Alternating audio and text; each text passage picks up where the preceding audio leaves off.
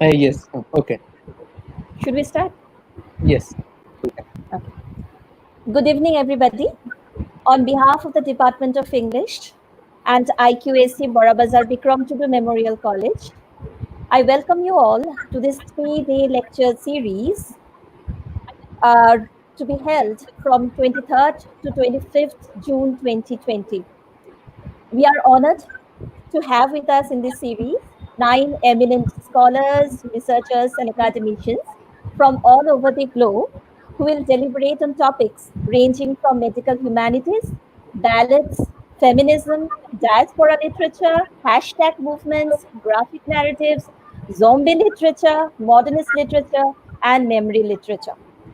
The platform of webinar, which is an output of the March Aboard COVID-19 pandemic, has provided us the opportunity to hear such deliberations and in the exchange of ideas, thoughts, and research explorations from the comfort zone of our homes, which would have been otherwise impossible.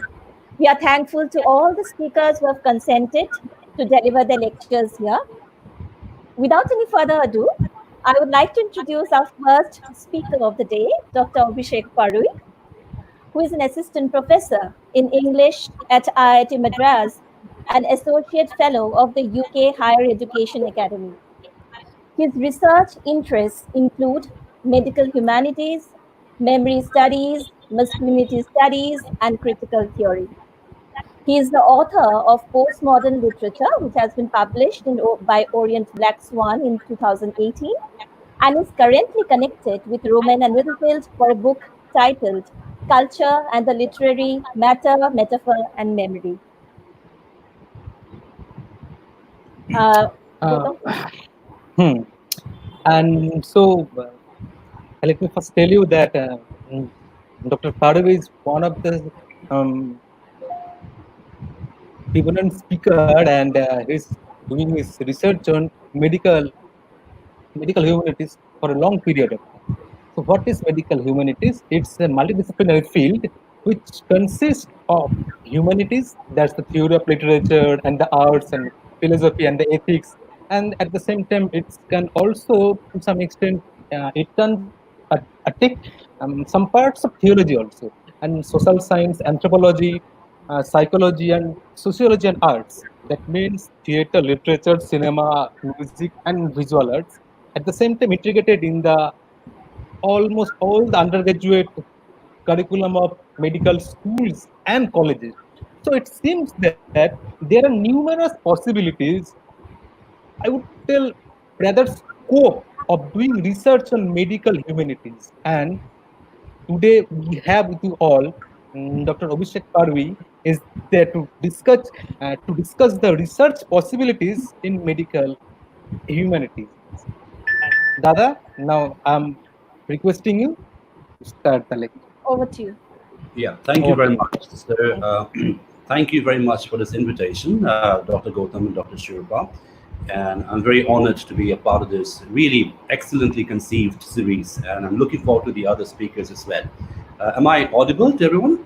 Yes. Yes, yes. Yeah, great. So thank you for this opportunity. And I think, as Dr. Shilpa mentioned, every situation can produce positivity. I mean, if it hadn't been for this pandemic, maybe we couldn't have conceived this platform where we can have such a range of speakers speaking on so many topics, really, and also interconnected in so many different ways. So I'm very glad to have this opportunity, and I'm looking forward to the interactions which will come at the end of this session. So I have spoken to the organizers. So what I'll do is I'll go on for about 35, 40 minutes, and then perhaps in the end we can take some question and answers. I'm also happy to answer longer questions over emails if anyone needs any references, if anyone's interested in this research. I'm very happy to engage with that over emails. I have supervised one PhD topic on medical humanities, and I'm currently supervising 2 more students on this area. So this is something I'm really interested in. And I think, as Dr. Gautam mentioned very interestingly, it's something which connects to a variety of discourses, anthropology, sociology, of course, literature. I'm talking literature in this session. But of course, if one is to go deep into this research, I mean, it is a very organically interdisciplinary field. It's not something which is artificially interdisciplinary. It's very organically interdisciplinary because it concerns some very key things, some very literally organic things, like the body, for example. The human body is the most organic thing we can think of. The human brain, human sensibilities, human emotions, sentiments, memory, memory loss, trauma. So all these things which are very organic to us in the dailiness is something which can be interestingly investigated in medical humanities. So at the very outset, I should say this is not really a field which is new. It has always been there. I mean, this is probably for the last 20 years or so, we have systematized it in a discipline, in a humanities and academic discipline. But, one can go back to the earliest beginnings of literature. You can go back to Tristram Shandy. We can go back to, Shakespeare, of course, is full of medical references, as some of you will know. Chaucer, Milton. So, you can go back to the classics, the very conservative canons of literature, so to speak. And we can find there are ample references to medical humanities from the very inception of literature and literary representations.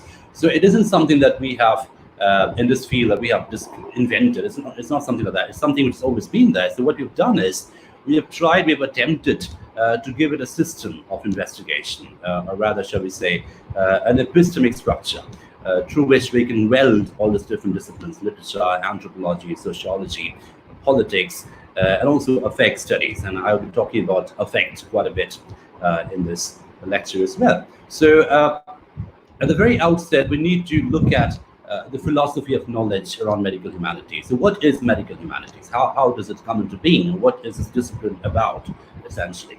So as Dr. Gautam mentioned, it's essentially a way of looking at the combination, the very creative combination, this very complex combination of literature and humanities and medicine in general.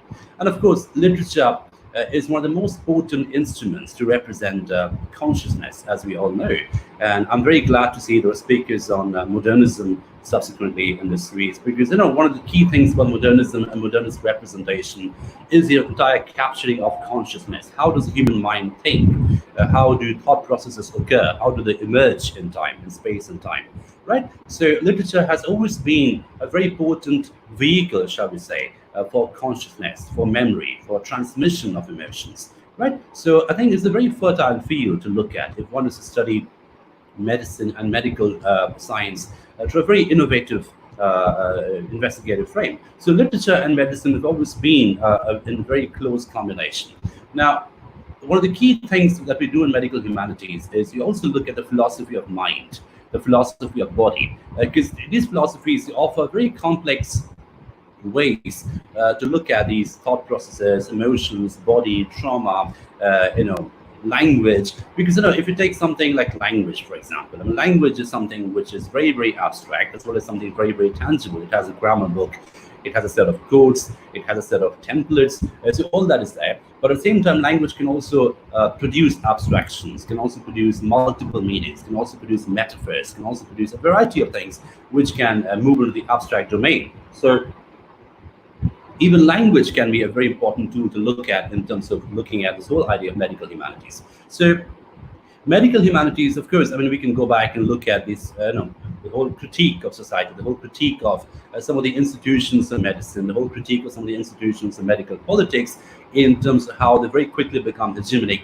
So that discourse is always there. I mean, obviously, we could go back to someone like Foucault, for example, Michel Foucault, who's one of the first philosophers, really, in the Western tradition, of course, who sort of systematically looks at this collusion between institutions of knowledge, institutions of control, the apparatus of control, and medicine, right? And it's interesting that a time in which Foucault is writing, which is at the time in which he's looking at, I mean, he's writing in the mid-20th century, but the time in which he's investigating, that is sort of 19th century, or perhaps mid-19th century.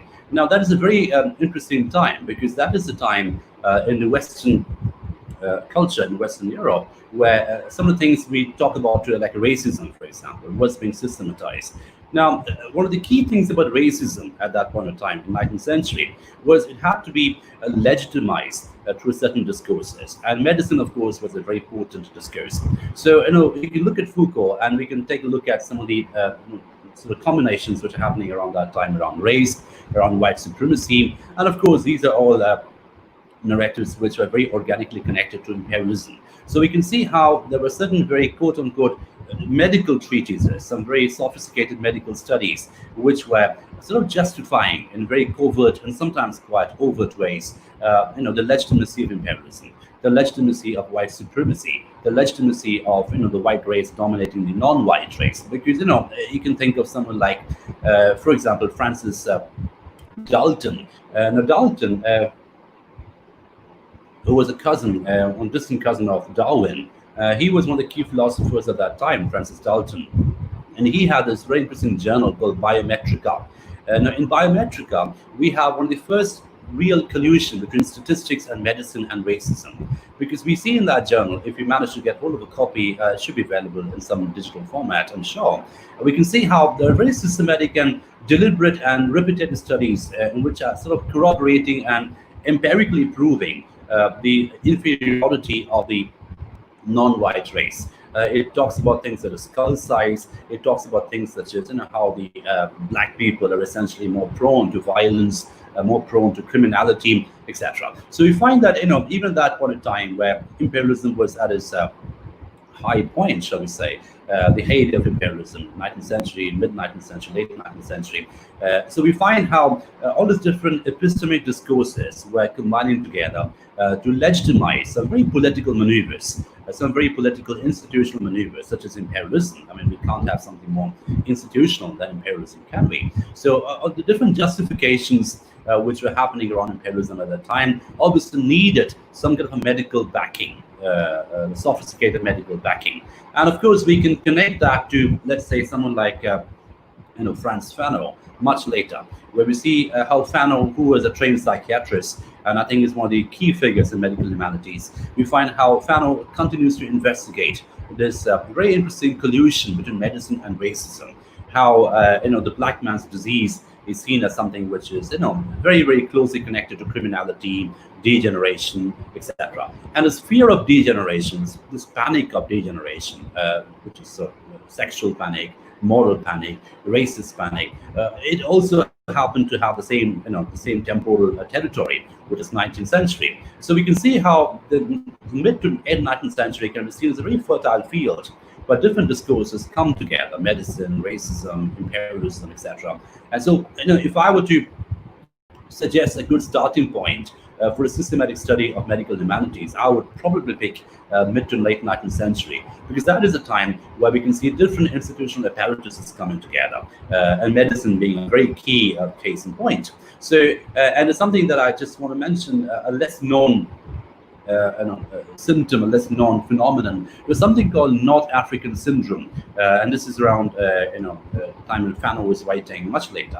So the North African syndrome was seen as, again, something which happens to only North Africans, the Saharans, obviously non-white people, and that was seen as a very key example of racial degeneration, how certain races were more prone to degeneration, were more vulnerable to degeneration because of the innate weakness, because of the innate propensity. So what I'm trying to say is, if we take a look at the cultural epoch around that time, mid-19th century, right down to, let's say, early decades of 20th century, before the First World War, and I'll come to First World War in a moment, because I think that's a very interesting watershed movement for medical humanities, the First World War, and we need to talk about that in some details. But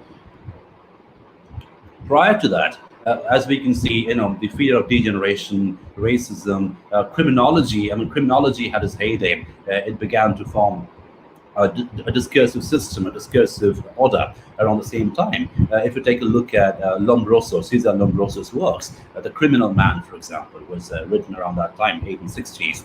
Max Nordau's book called Degeneration was published around the same time. And if you take a look at all these books written by Western Europeans, philosophers, theorists, medical practitioners, they seem to have a very quick connection to racism, a very quick connection to the supremacy of the white race, and of course, very, very masculinist, very patriarchal.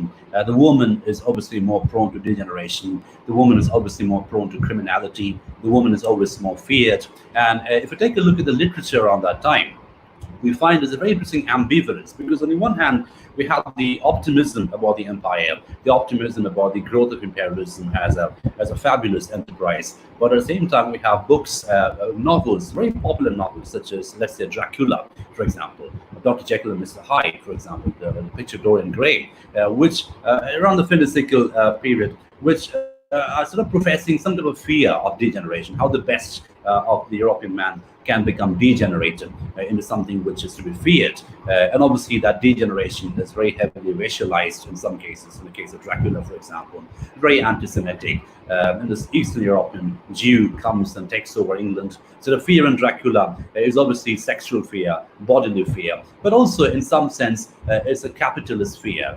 Dracula is this unregulated capitalist, someone who can come and buy endlessly, can come and consume endlessly. So we have different cultures of consumption at play over here.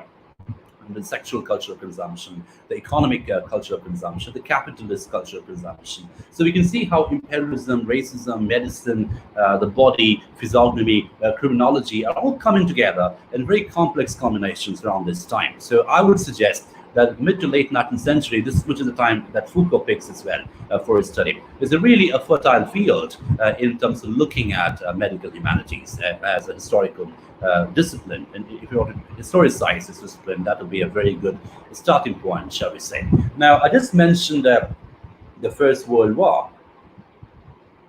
And I think that's a very interesting watershed moment for this kind of a discipline, because if we come to the First World War, we find that there was a phenomenon, as some of you would know, I'm sure it's familiar to most of you, some of you may have written papers on it, some of you may do research on this. There's a phenomenon called Shellshock, which was a sort of a big deal, shall we say, around the First World War. So what exactly was a shell shock? There was a lot of debate around it.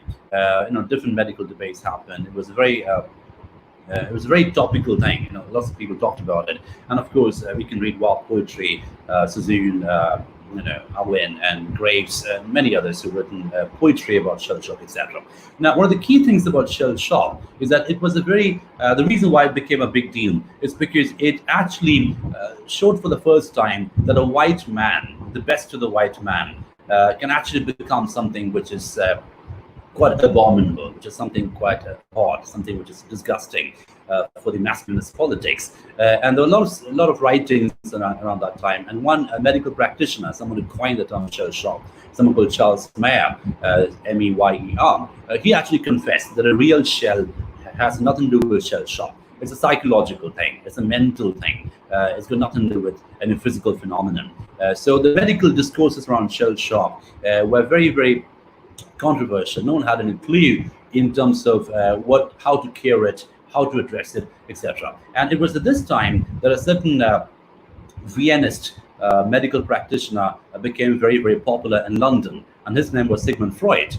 Prior to that, Sigmund Freud was just some Jewish pseudoscientist from Vienna. No one took him seriously. But the shell shock was at one event around the First World War, after the First World War, when psychoanalysis became really a very interesting way to look at human mind, because nothing else is working, quite frankly. So Freud became a very important figure, a very important phenomenon around that time in London, because as we can see, the entire psychoanalytic training that Freud had, it started to treat language very seriously. It started to take metaphors very seriously. It started to take dreams very seriously, subconscious very seriously. So that is the time in which literature and medicine really began to become, sort of partners in terms of understanding the human mind. Because, as some of you know, most of you will know this, the Freud started to take literature very seriously. He started reading Hamlet seriously. He started reading David Copperfield very seriously. And literature became, because it's about metaphors, it's about the human mind, it's about the human consciousness, that became a bit of a case study, shall we say, to understand the human mind in all this complexity, in all this very complicated combinations, because the material understanding of the body, the mind, wasn't quite working. Now, with Freud, of course, we enter a different domain altogether. in medical humanities, where poetry becomes very important in terms of understanding the human mind. And there's a lot of work on poetry and body and human emotions and trauma. Some of you may be aware of it. There's a lot of research going on, especially in the medical humanities schools in the UK and elsewhere as well. But again, if we are to historicize that as a systematic study, we could perhaps go back to the First World War around that time, when poetry, medicine, trauma began to become very, very interesting combinations from a medical perspective, as well as, of course, from a philosophic perspective. Right? So philosophy, medicine, poetry, literature really began to become very interesting combinations around that time. Now, one novel which I use quite extensively to understand medical humanities, I mean, it's one novel which does, for me, it does almost everything. It talks about racism, imperialism, masculinity, memory, trauma, medical humanities. It's a very canonical novel. Most people over here attending this have read it. It's Joseph Conrad's Heart of Darkness. It is that one novel, I think, and also the timing is very important. It's 1899, just before the 20th century, before the First World War. But then also the time in which the optimism around the empire is beginning to diminish, is beginning to dwindle, shall we say. The ambivalence is creeping in. So the empire as a Christian mission, the empire as a sort of whitewashing mission, the empire as a civilizational mission, that narrative wasn't quite working. It was beginning to, shall we say, show cracks. And of course, it plummets with the First World War. It begins to become very conspicuous, very, very spectacular that the empire or imperialism was actually a horrendous enterprise. But if we take a look at Heart of Darkness, we find that all the things that I just mentioned in summary, criminology, degeneration, racism, the fear of degeneration, and in terms of how it can affect the best of the human mind, best of the Western European mind, that is rampantly available in Heart of Darkness. I mean, if you think of the figure of Quds, who goes mad in Africa. Now, the whole idea of the white man becoming mad, the white man losing his nerves, shall we say, was again a very, very imperialistic construct. It's about space, it's about territory, it's about masculinity, and of course the non-white space is very feminine. The non-white space is exoticized. It is something which can consume the best of the white masculine product. Kurtz, of course, we are told repeatedly in Heart of Darkness, he was the best of Europe. He was the best Europe could produce at that point of time. And of course, he goes mad, he loses his nerves, and he becomes atavistic, he becomes a degenerate, and he becomes a problem for the empire, to the extent that the empire has to send someone to exterminate him. And we see that replicated much later in Francis Ford Coppola's film Apocalypse Now, where we have the Vietnam War as a construct. And I'll come to the Vietnam War in a moment, because the Vietnam War is a very important war, again, historically speaking, for medical humanities. Now, if you take a look at Heart of Darkness, and if you connect that to some of the concerns we see very often around the First World War literature, around the First World War trauma, you find that the entire idea of the war trauma, people coming back from the war, or people coming back from, let us say, a war zone, a violent zone, and coming back to a territory which doesn't quite connect to it, and suffering a sense of disintegration. Now, I use the word disintegration in a very complex way, medically as well as existentially. Because if we take a look at Marlowe in Heart of Darkness, he's constantly unable to connect to what he sees around him. So when he comes back to London, when he comes back to Brussels, and he was working for a Belgian company, which is nakedly imperialist, with no pretension for civilization or mission or Christianizing mission. It's just a nakedly profit-making enterprise. But when he comes back from Congo, when he tries to communicate or convey his story to his European listeners, he constantly suffers from a sense of disintegration, a sense of alienation. And this alienation is obviously medical. There's something very medically wrong with Marlowe in Heart of Darkness. And the narrator, the unnamed narrator, constantly tells us he looks a bit rattled, he looks a bit caved in, he looks a bit spaced out. There seems to be something wrong about him, maybe something psychological, don't quite know, we can't put a finger on it. But it is very, very obvious that there's something that's very, very disorienting about him. He's very disoriented. Now, there's something very deeply medical about that. Now, it's interesting how this medical condition connects very organically to an existential condition, which in turn connects to a narrative condition. Because I read Heart of Darkness as a narration about narrative failure. It's a story about a failed storytelling process. When Marlowe comes back and cannot tell the story, Marlowe comes back and cannot complete the story. It's an incomplete story. It's a failed project of storytelling. And his failed project of storytelling is obviously medical in quality, it's existential in quality, and it's obviously profoundly political in quality, because this is about imperialism. This is about a white man coming back from a non-white space and unable to tell about what really takes place in Congo. So I look at Heart of Darkness as a very complex combination of these different narratives of racism, imperialism, medicine, existential disorientation, etc. And we see a more extreme example of that in, again, a very canonical novel. Most of you may have read it, in Mrs. Dalloway by Virginia Woolf, which is exactly about that same thing. It's about Septimus Smith, who comes back from the First World War, and he's essentially cracked up. He's essentially disintegrated. He cannot connect to what is around him. He cannot connect emotionally. He cannot connect politically. He cannot connect existentially, and of course, he cannot connect medically. So the entire medical discourse in Heart of Darkness is just, it becomes more existential and less medical. The doctors in Mrs. Dalloway, Holmes and Bradshaw, they don't quite know how to treat Septimus, and they use very masculinist method.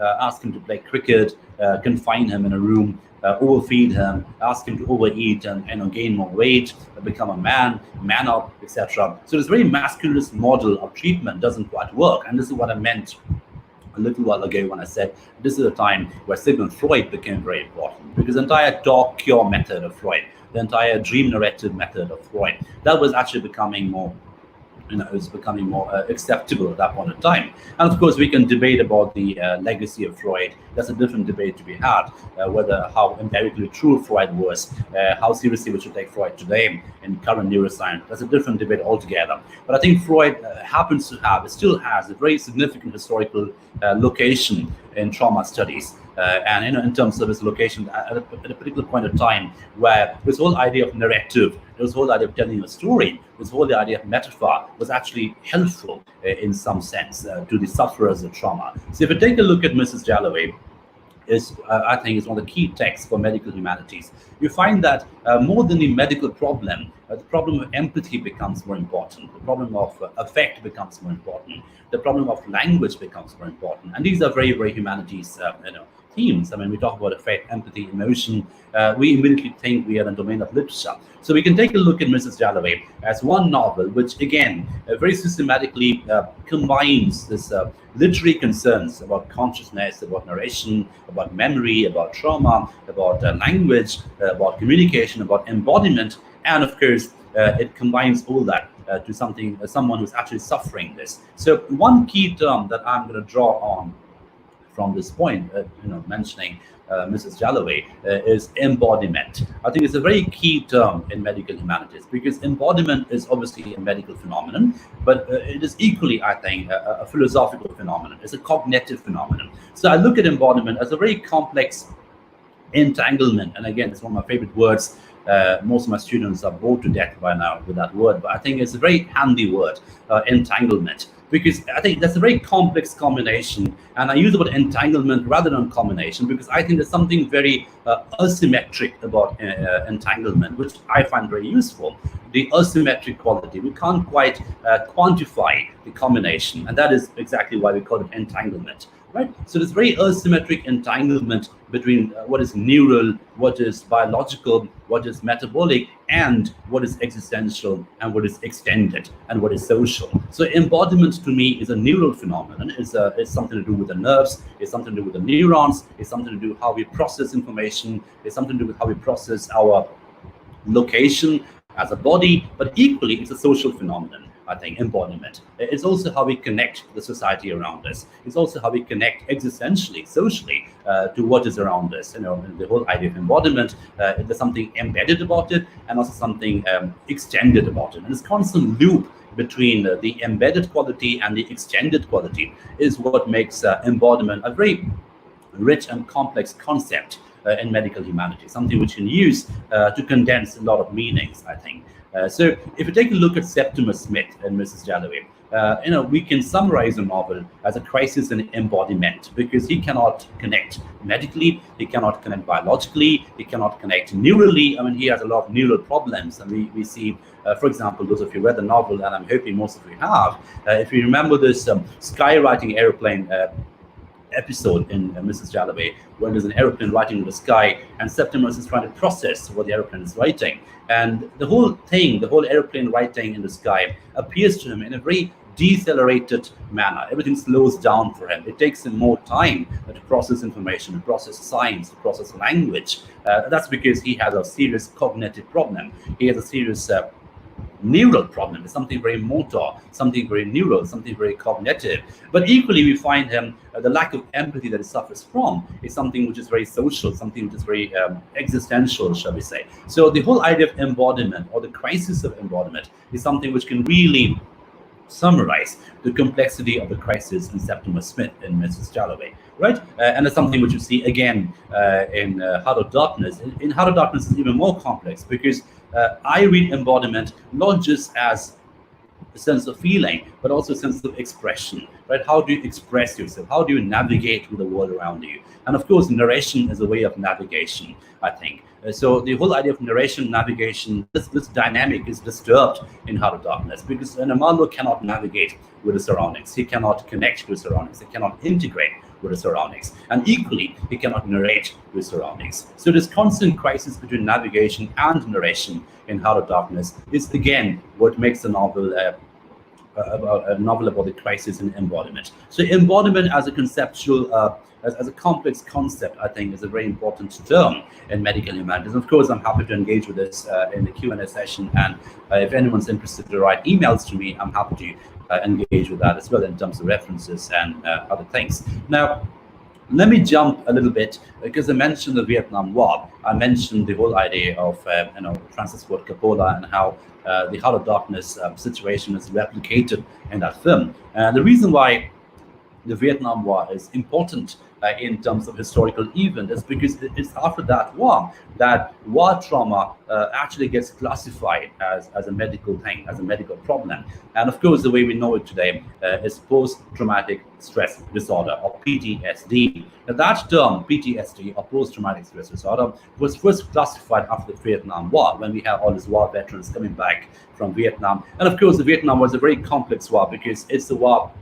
It's not really a glorified war, is it? It's a very shameful war. So the sense of shame actually, I believe, accentuates the trauma. When you come back after the war, you're not received as war heroes, but the sense of rejection that you suffer after the war, because of the political nature of the war, the very complex political nature of the war, the very problematic political nature of the war.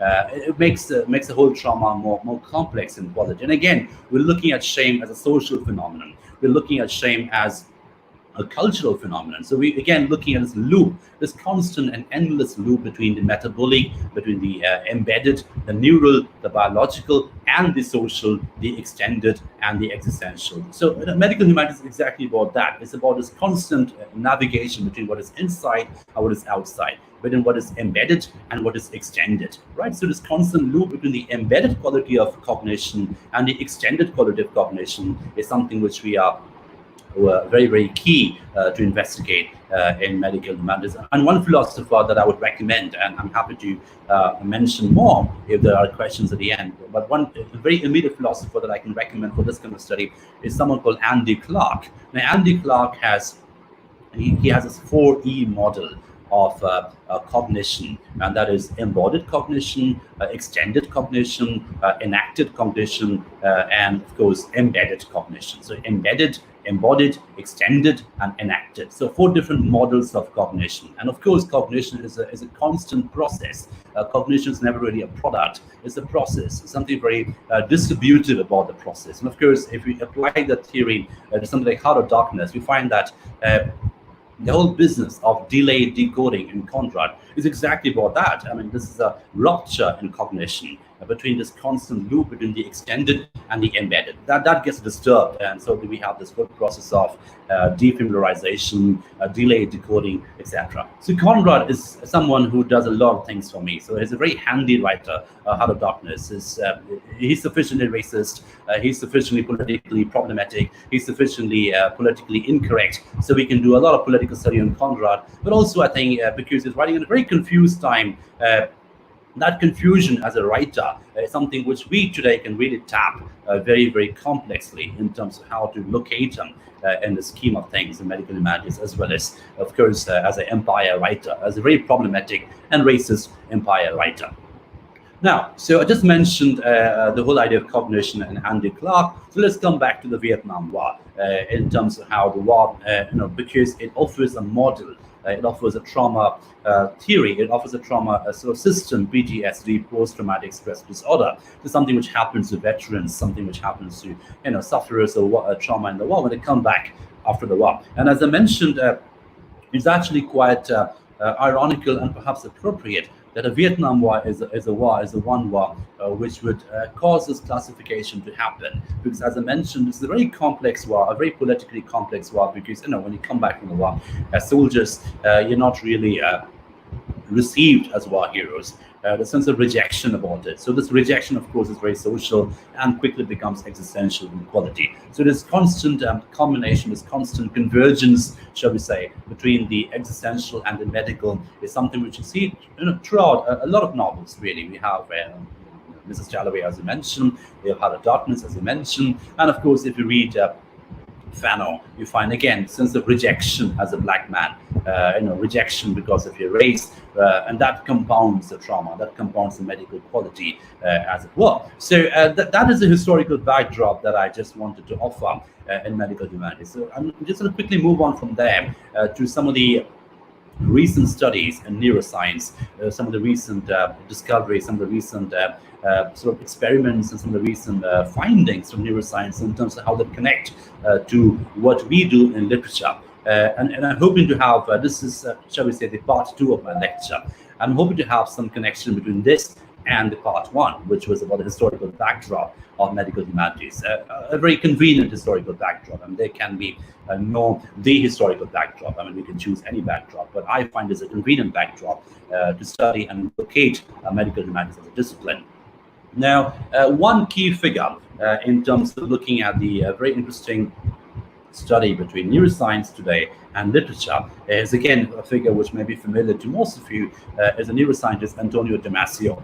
Now, Damasio is someone who is a very convenient scholar for us. I mean, he's a scientist. He's one of the biggest neuroscientists in the world today. But he has a series of books which are meant for people like us, people in humanities, people who want to know about neuroscience from a generally educated perspective, right? So what is exactly about neuroscience today, and how does neuroscience today look at cognition, look at embodiment, look at the various complexities of embodiment, shall we say?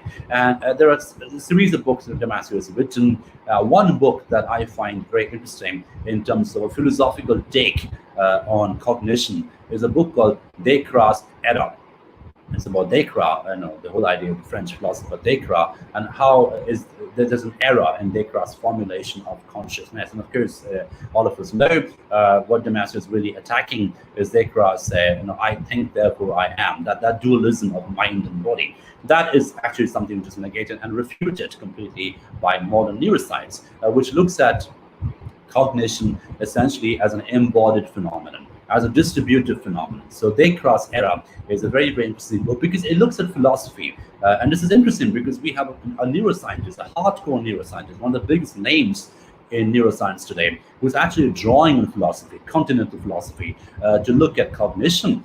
So I think if you're interested in medical humanities, philosophy is obviously a very important route. It's imperative that we look at philosophy in terms of understanding cognition, and it's very interesting combination between medicine and humanities. So Descartes' Error by Damasio is one book that I would readily recommend. And the other book that I would recommend in connection with that is a book called Looking for Spinoza. Spinoza is someone who's certainly become very, very, talked about, someone who's very hot in medical humanities today.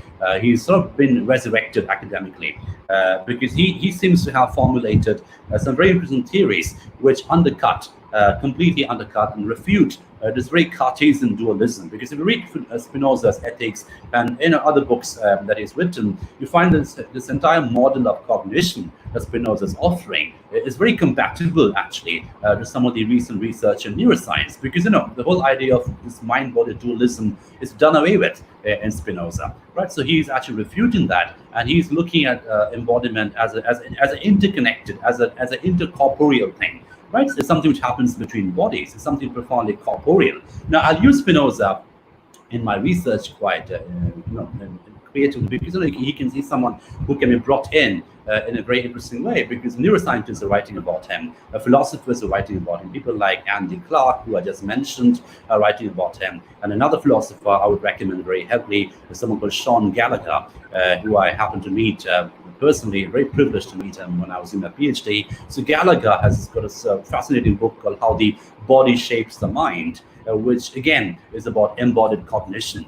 Looking at cognition as an embodied phenomenon, not as something which is brain-centric, not as something which is mind-centric, but cognition as a distributive phenomenon, as something which sort of runs across the body. Now, the moment we make cognition into a corporeal phenomenon, into an embodied phenomenon, we are looking at, again, a very philosophical term, and that is intercorporeality.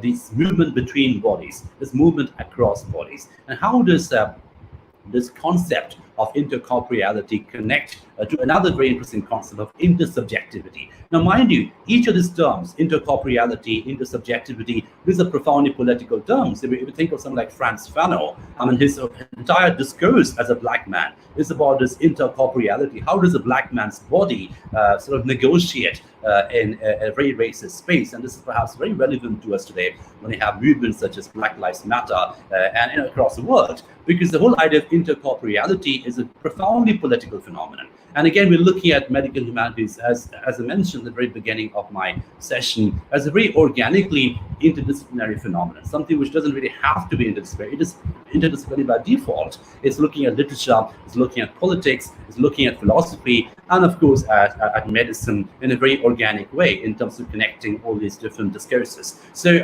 I'm just going to wind up with this. And so I realize this is obviously not an exhaustible lecture. There are many things that you can talk about. There's endless discussion we can have, but I hope to have given and offered some concepts and some texts and hopefully some references which might help some students and colleagues who are interested in this field for a further investigation. And as I mentioned, I'm happy to take some questions now. And also, if someone wants to engage with me, in a lengthier discussion, please feel free to drop an email to me. My email address should be available from my IIT Madras department website. I'll be very, very happy to get back to you as best I can. So I thank the organizers one more time for this opportunity, and I hope this lecture has had some resonance, has found some resonance among the listeners today. Thank you very much.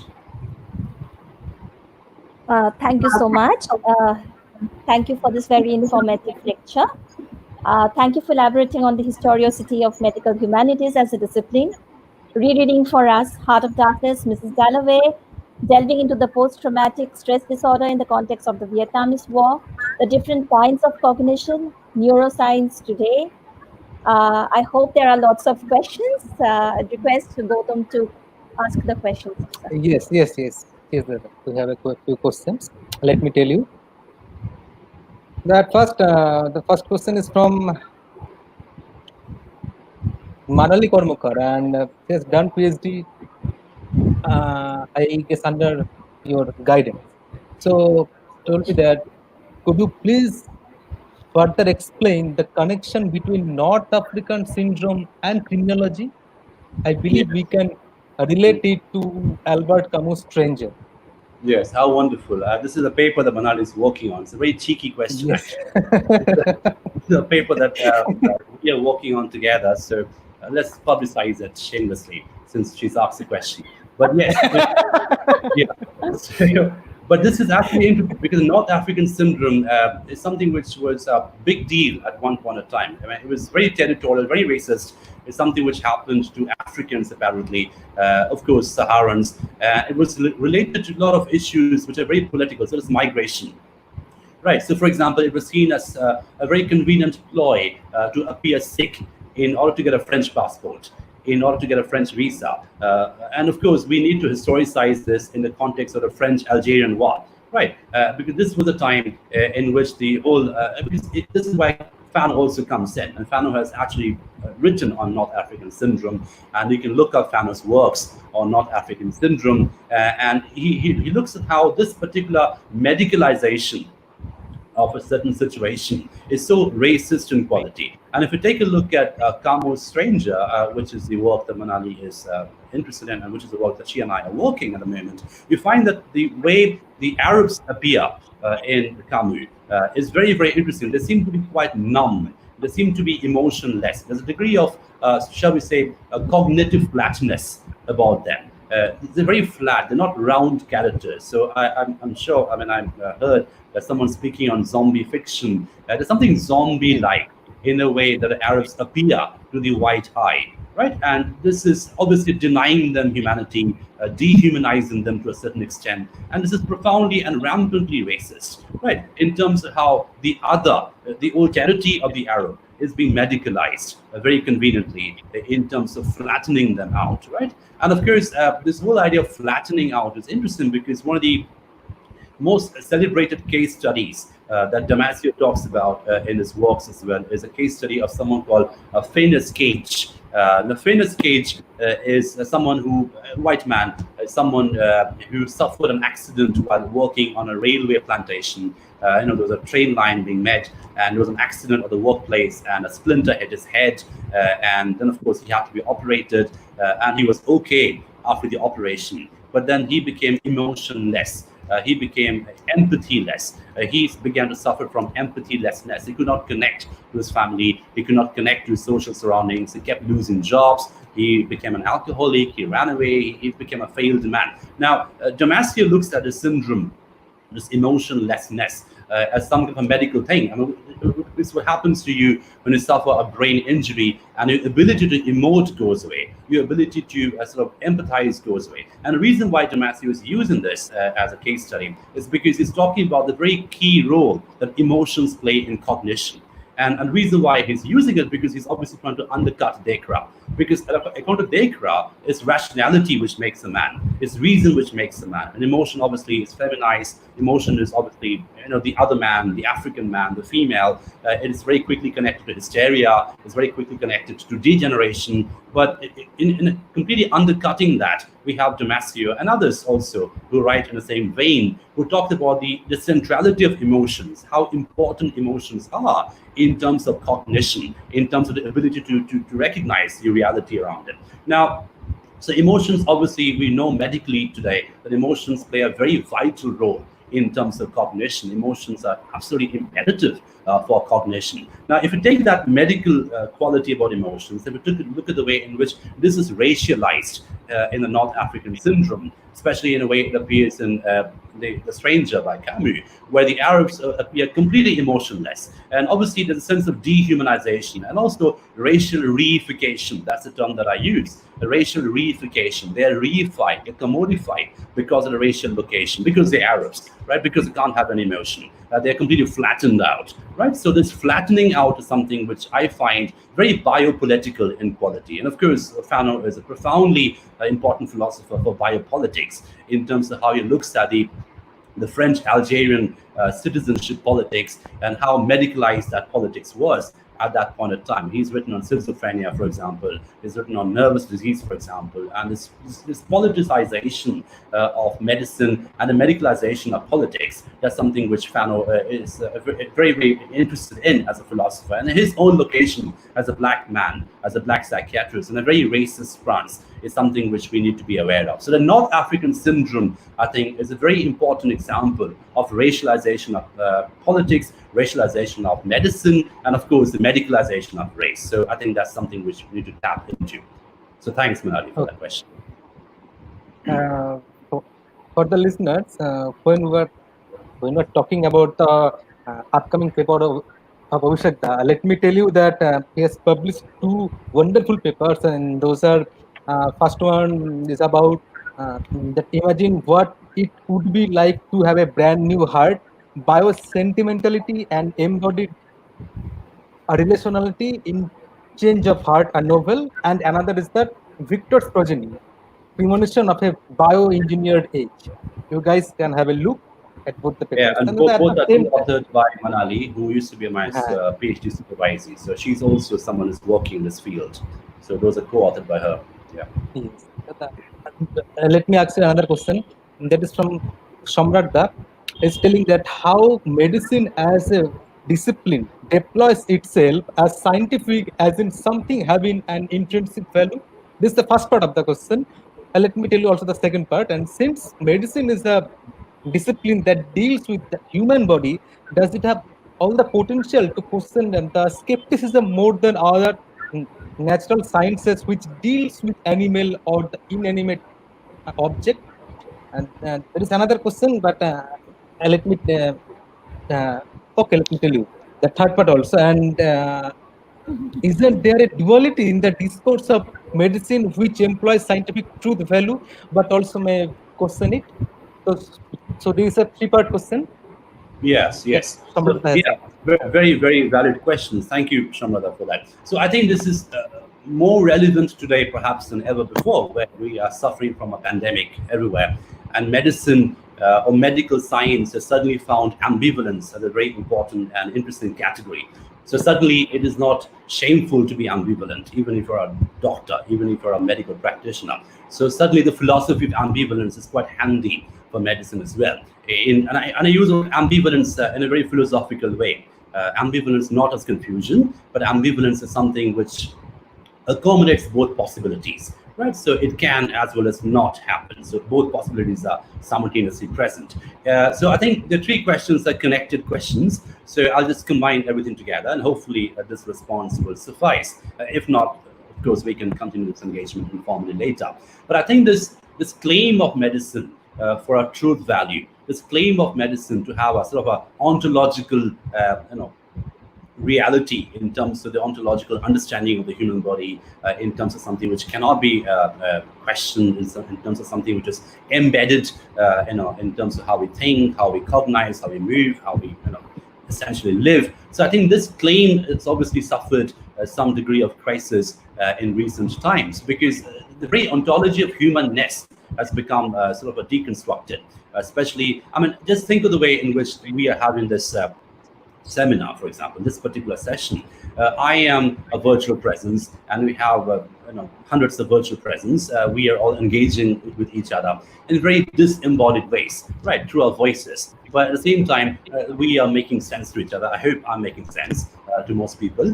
And of course, there's a sense of we're creating an economy of sensibility out of a disembodied presences, right? So this whole idea of this ontological core of humanness, which science or medicine seems to have a claim to. I think this is getting more and more fractured, especially today, especially given the pandemic we are inhabiting today, where science doesn't seem to have any answer or any ontological response to this very, very ontological crisis. I mean, this is actually a real ontological crisis. Our ontology as a human being, our ontology as a human race is a crisis, and there is no ontological answer. So it's very ontic understanding of human body, which science always seemed to have claimed, which medicine always seemed to have claimed, has suffered perhaps a permanent disturbance today. So I think these are very valid points. And one of the things that we are interested to do in medical humanities, in our modest ways as literature people, as philosophers, is to look at this constant fault lines, shall we say, between medicine and knowledge, right? This constant fault lines between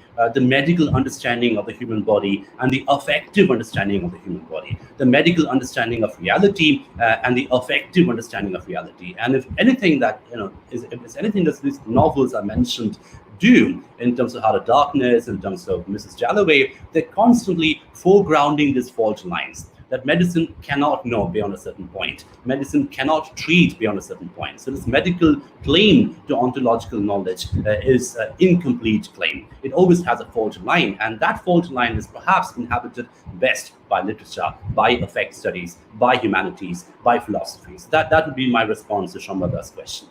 But it's a really brilliant question. Thank you. Yes.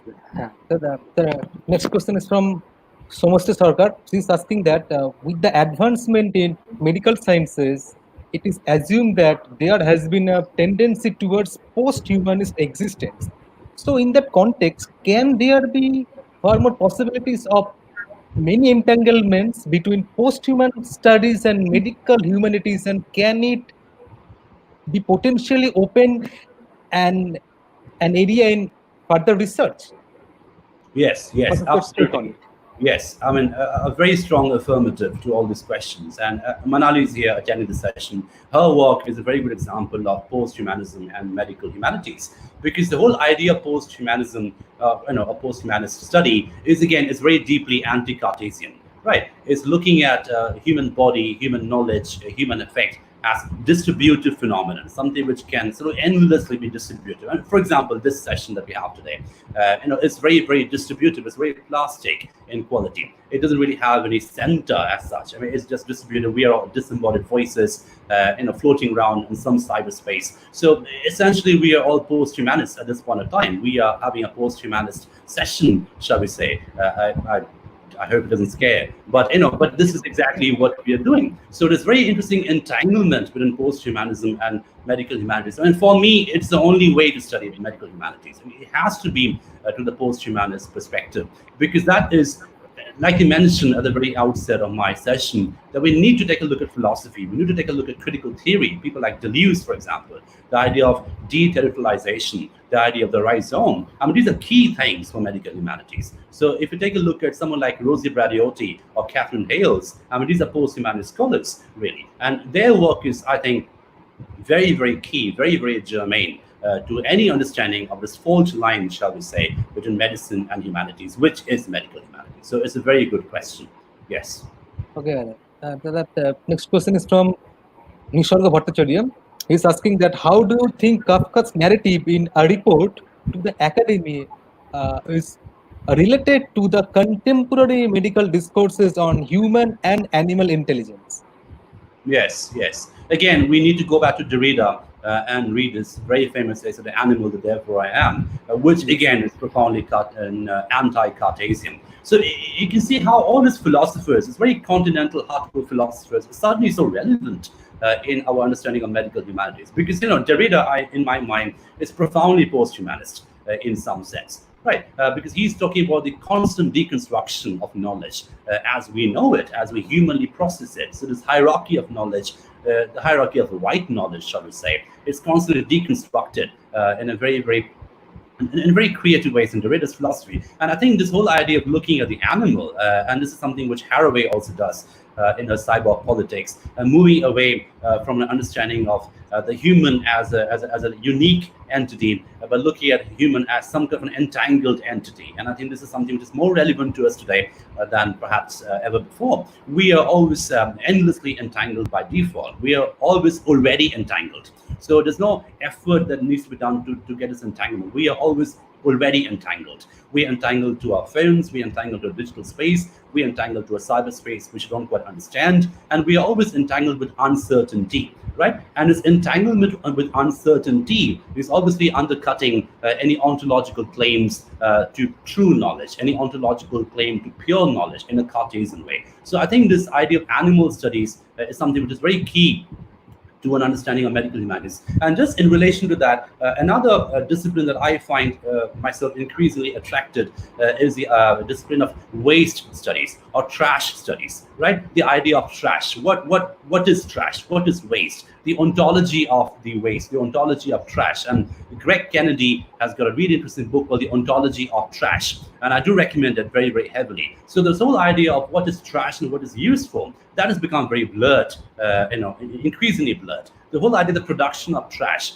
is something which we see as a factor which is part of this entanglement process. So this hierarchy of human, non-human, human, animal, commodity, trash, of course, is all blurred away very deliciously, and perhaps very importantly, and perhaps it's a welcome change. But medical humanities is exactly drawing on these blurring of borderlines. So I think that's a very key thing in terms of looking at animal studies as a very potent epistemic frame for medical humanities. Thank you. Okay. We have a lot of questions. Let me pick I three or think we're more almost questions. out of time. So Okay.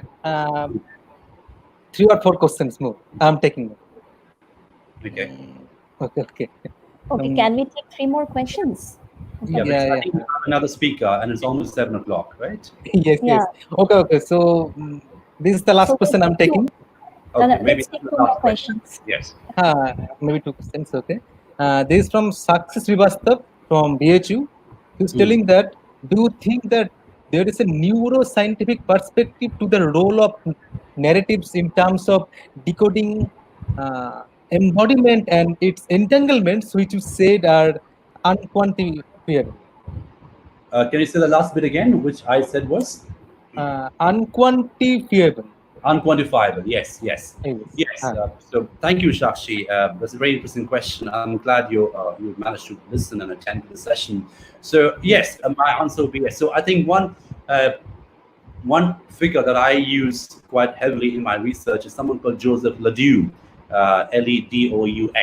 And Ledoux has a very interesting book called The Synaptic Self, right? And it talks about synapses. And because Shaksi's question is so hardcore neuroscience, let me just be a little technical in responding to that. So that particular book, The Synaptic Self, in that book, Ledoux is making the argument that cognition, or the entire neural processing that happens in our system, it actually doesn't depend on neurons. It depends on the space between the neurons, between one neuron and the other neuron, synapses. So we are our synapses, right? So we are the gap between two neurons. So the way we process information, the way we decode information depends on our synaptic plasticity, and that's the term that he uses, synaptic plasticity. Then I find that particular term, that particular concept of synapse and synaptic plasticity and synaptic coding as profoundly postmodern. Because if you take a look at postmodern narration, I mean, it's always what is between the lines. It's always between what is said and what is heard, and that is what meaning lies. And that's what Derrida says. That's what Haber says. Any postmodern philosopher would say that this is the way meaning is transmitted, and that is why meaning can only be misunderstood. Right, so we can only misunderstand information. That's the only interpretation available.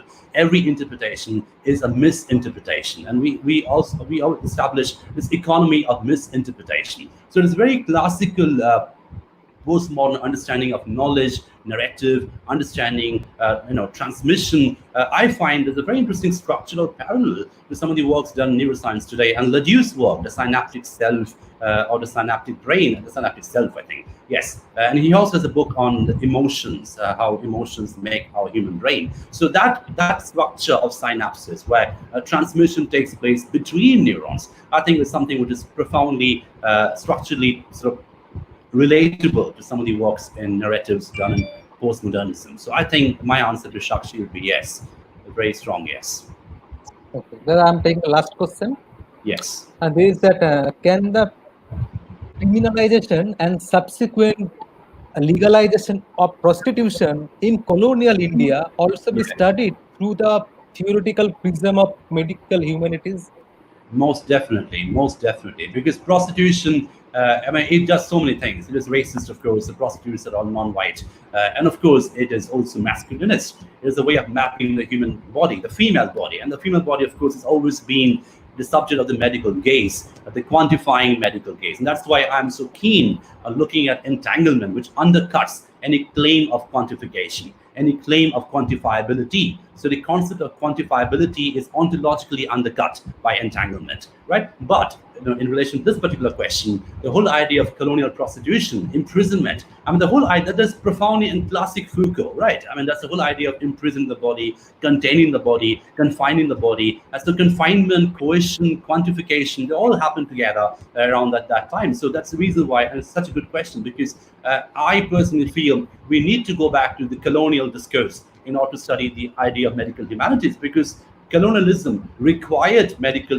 investment, required the episteme of medicalization in order not to just sanction colonialism, but also to progress in colonialism in terms of how imperialism would work, mapping the body, mapping the female body, and of course, very conveniently ascribing schizophrenia, hysteria to the female body. So the idea of imprisonment, and not just in colonial prisons, but if you take a look at Mrs. Dalloway, which is about a white man. I mean, forget about the non-white woman. The white man, a soldier, a war veteran, I mean, he is asked to be confined. I mean, he is asked to be sort of put inside a house and be locked up in the house. And if we take a look at Mrs. Dalloway, he essentially jumps from a building, jumps from the window, because that is the only motor agency available to them, because everything else is taken away. So imprisonment, quantifiability, mapping, these are all very territorial activities. And again, we're looking at this very complex collusion, shall we say, between medicine and territorialization, which was a classic episteme of imperialism? So my answer to that very good question would be a very, very strong affirmative.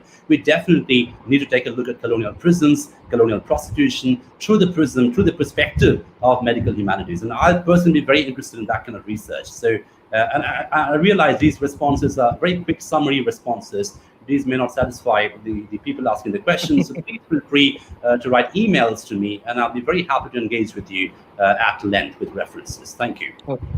So seeing all the comments, it seems that every listener wants me to express appreciation for your inspiring, thought-provoking, and highly informative presentation, and your years of research and your depth of understanding of medical humanities, and your ability to present the subject in such an interesting way produced one of the most memorable evenings in this lockdown period.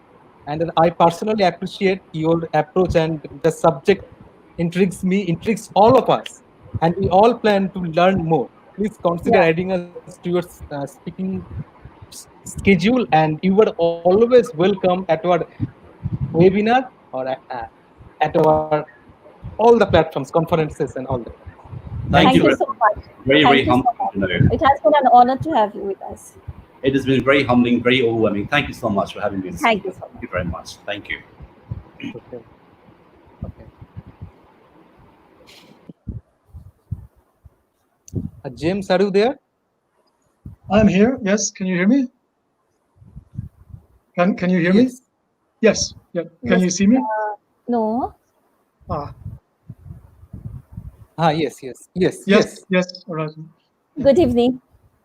Good evening. Good morning. Good evening. Yeah. Our next speaker is Dr. James Christian Brown, who is an assistant professor in the Department of English in the University of Bucharest, Romania. His doctoral thesis dealt with the representation of the Romanian space in the writings of 19th century British travelers. He currently teaches an introductory course on British history for the students of English and courses in the department's MA programs, such as cultural translation in the literary translation program and identities in the British Isles since 1603, and Celtic cultural memory in the British Cultural Studies program.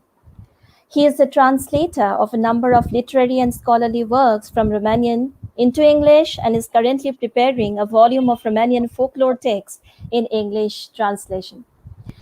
Today, he will be speaking on the Anglo-Scottish ballad, interrogating an elusive genre. Over to you, sir. Thank you very much for the introduction, and thank you also to all at Barabazar Bikram Tudu Memorial College who have organised this event. And may I also thank the previous speaker, Dr. Baroi, for a fascinating talk. I would like to make use of PowerPoint, so I hope I can make it available to everyone here by sharing the screen. Yes, you can.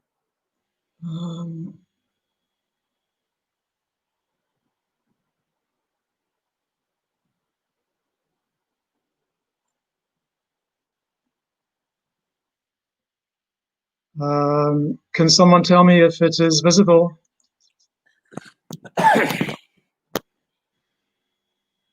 Can you see my presentation? Yes. Yes. Yes. Okay. Yes. Yes. Good. Yes. Good.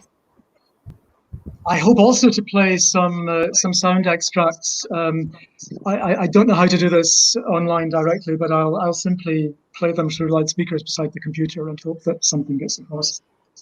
So, the Anglo-Scottish ballad, interrogating an elusive genre. Perhaps for a minute I might explain how I came to the subject. A number of years ago, I was invited to take an elective course in our department, and given a free choice of subject. And the subject I chose was one that had fascinated me since I was about, I think, 13 years old, and was first introduced to the traditional ballad at school. A reason, apart from my personal fascination, another reason was that I was aware that in Romania, where I've been teaching for the last 20 years or so, folk culture, traditional folk songs, ballads, fairy tales are regarded as a very important part of the national cultural heritage and introduced to children at all levels of school education. Whereas within English-speaking cultures, or certainly in the United Kingdom, where I come from originally, they seem to be much more marginal interest. And for students of English in Romania, they were a completely unknown topic.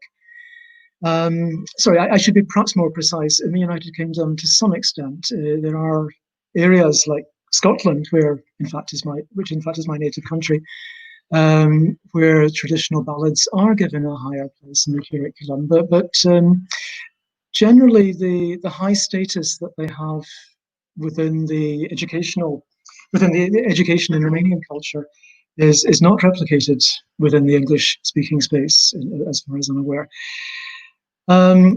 So I worked on the course and taught it, and I think aroused the interest of students. And what I'm going to present today arises out of that.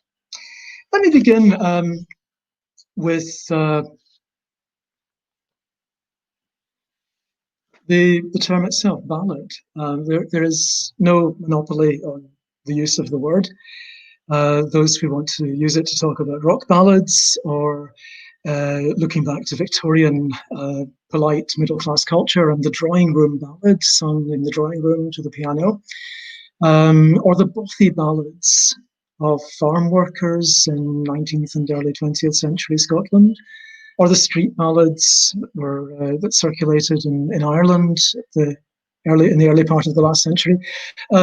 They're welcome to use it for whatever they want, really. It's not a word that anyone has exclusive claim to.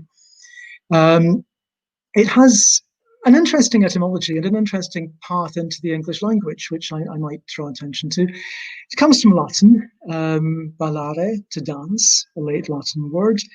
It's the word that in English has given us also the words ball and ballet. It developed in the Provençal language of what is now the south of France into balletta in the Middle Ages, meaning a song for dancing. And then in French, Northern French, which became the French language, the ballade by the late Middle Ages was a standard verse form. That was borrowed into English as ballad or sometimes ballad, and came to be used for verses in the ballad form, or something like the ballad form, and in particular for political verses that circulated first on manuscript pages and then on printed broadsides. Broadside being simply a large sheet of paper with something printed on it, not bound into a book, just circulated as a loose page. And then it came to be used not just for political verses, but for any sort of popular verses distributed in print, regardless of subject matter or the verse form. So whatever has happened to it in more recent years, the word ballad in English is a word that is closely connected with the print culture of the early modern period. So perhaps a few minutes on the so-called broadside ballads might be legitimate here. And in this context, I would refer anyone who's curious about these and is not already familiar with them to the English Broadside Ballad Archive at the University of California, Santa Barbara, directed by Professor Patricia Fumerton. And before showing you a couple of examples, I might refer to two people. One of them, a dramatic character, Mopsa, shepherdess in Shakespeare's The Winter's Tale, who, when she finds ballads for sale, these are printed broadsides, obviously, says, "Pray now buy some, I love a ballad in print alive, for then we are sure they are true." Oh yes, if it's in print, it's got to be true.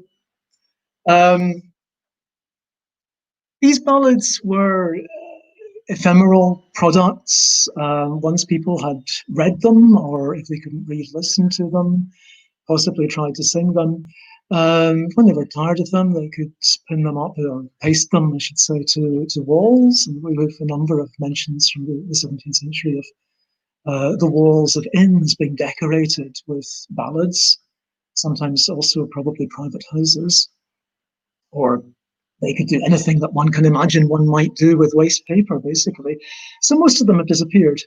It's only thanks to a number of collectors at the time, like Samuel Pepys, the famous naval administrator and diarist, that any of them have come down to our time at all. But Pepys himself made a vast collection of these, and a number of other gentlemen of the time were doing the same thing, and they've ended up in libraries.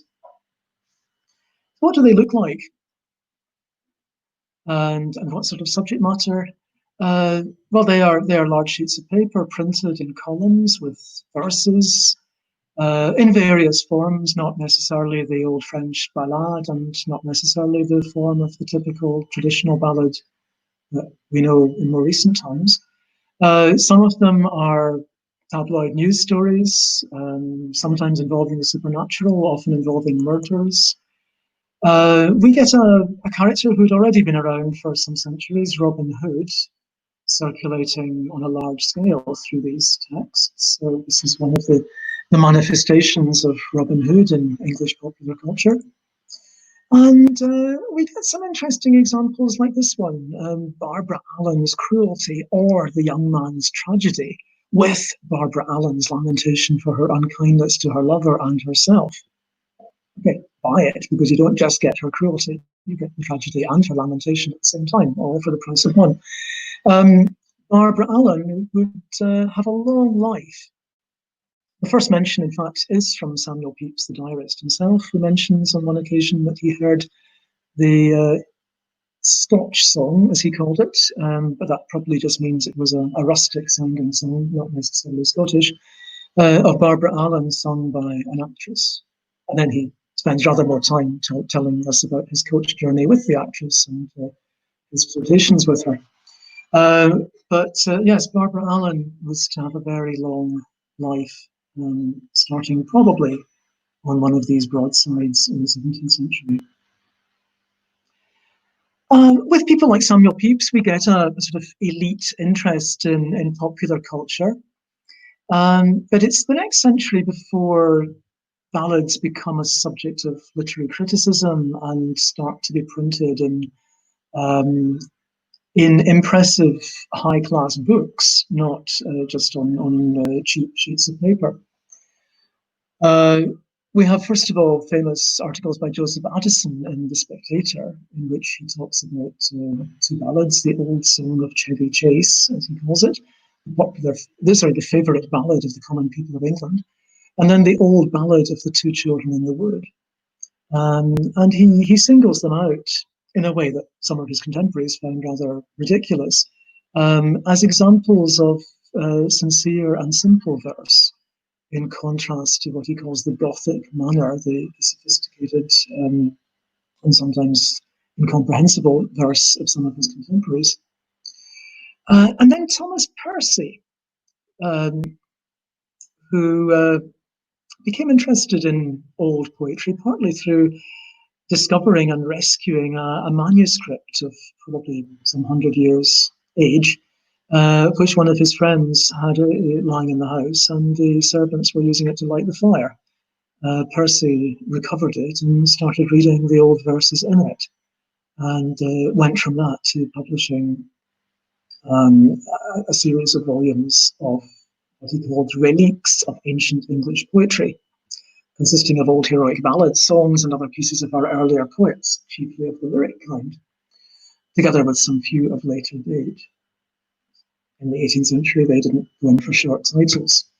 So this is a copy of the first edition, nicely illustrated, with picture two harps, in fact, evocative of old times. This one has a knight in armor, even, so clearly suggesting some hundreds of years before the 18th century.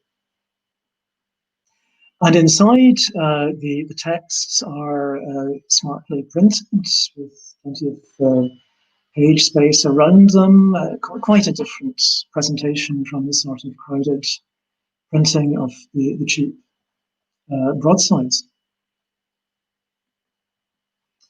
And in Percy's correspondence with his friends, his fellow writers, we get the appearance of a new meaning for the word ballad. William Shenstone, writing to Thomas Percy, says, "With the common people, I believe a song becomes a ballad as it grows in years. For my own part, I'm apt to consider a ballad as containing some little story, either real or invented. It has become habitual to me to call that a ballad which describes or implies some action. On the other hand, I term that a song which contains only an expression of sentiment."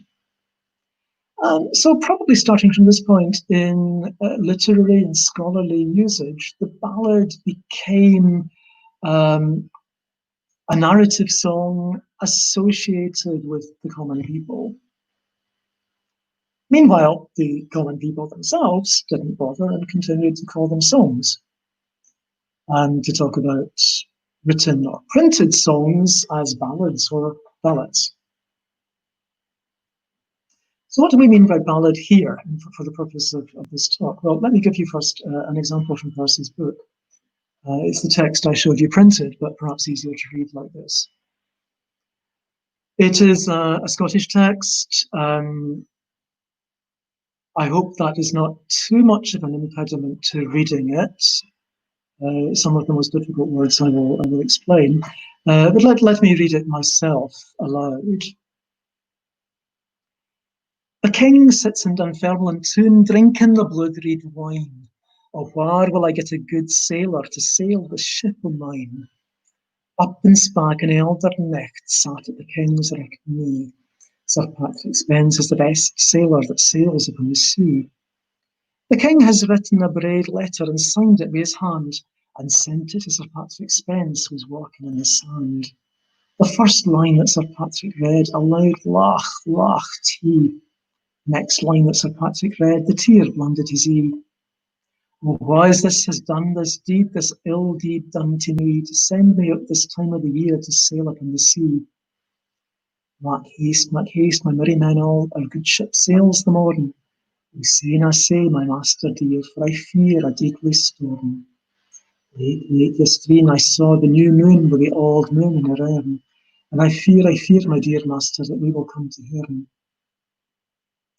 Our Scots nobles were recht laith to weep their cork-heeled shoon, but lang, forgive me, the line is covered, but lang out all the play were played, their hats they swam aboon. O lang may their ladies sit with their fans into their hand, or ere they see Sir Patrick Spens come sailing to the land. O lang may the ladies stand with their gold cames in their hair, waiting for their reindeer lords, for they'll see them nae mair. Half hour to Aberdour, it's 50 fathom deep, and there lies good Sir Patrick Spens, with his Scots lords at his feet. So the king is in Dunfermline in his palace drinking wine, blood red wine, and he asks for a sailor, and someone stands up and tells him about Sir Patrick Spens. He writes a letter to Sir Patrick Spens. Sir Patrick Spens reads the letter. First he laughs, then he weeps, because it's the wrong time of year to go on a voyage, and he thinks someone is trying to get rid of him. But he has to do his duty, so make haste, my merry men all. They get the ship ready and they sail. And then stanza 7, somebody speaks. We don't know who. Late yestreen I saw the new moon with the old moon in her arm. Supposed to be a sign indicating a storm coming. And then suddenly we're told that the Scots nobles were unwilling to get their cork-heeled shoes wet. But before everything was finished, their hats, they swam alone. Either they were swimming above their hats or their hats were swimming above them, but the result is the same either way. And then we're told about the ladies waiting at home with fans in their hands, with gold combs in their hair, and they're waiting for the lords who will never come back. And finally, we're told, as if we didn't know what has happened, halfway over from Aberdare to Aberdare, 50 fathoms deep. Sir Patrick Spence lies with the Scots ballads at his feet. This it could be taken as, in a way, as a typical ballad in the Scottish or English tradition. This is clearly Scottish in language. I'll come in a few minutes to some of the characteristics. Where did Thomas Percy get it? Well, he says in the book he got it in a manuscript, in fact, in 2 manuscripts from Scotland.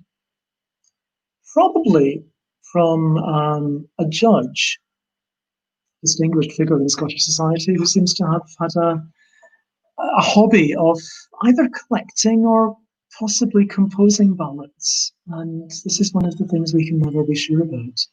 Where did it actually come from? Was it collected somewhere from some peasant in the countryside? Or did someone in a grand house sitting at the table with pen and ink compose it? And does it matter in the end, is another question that would have to be asked.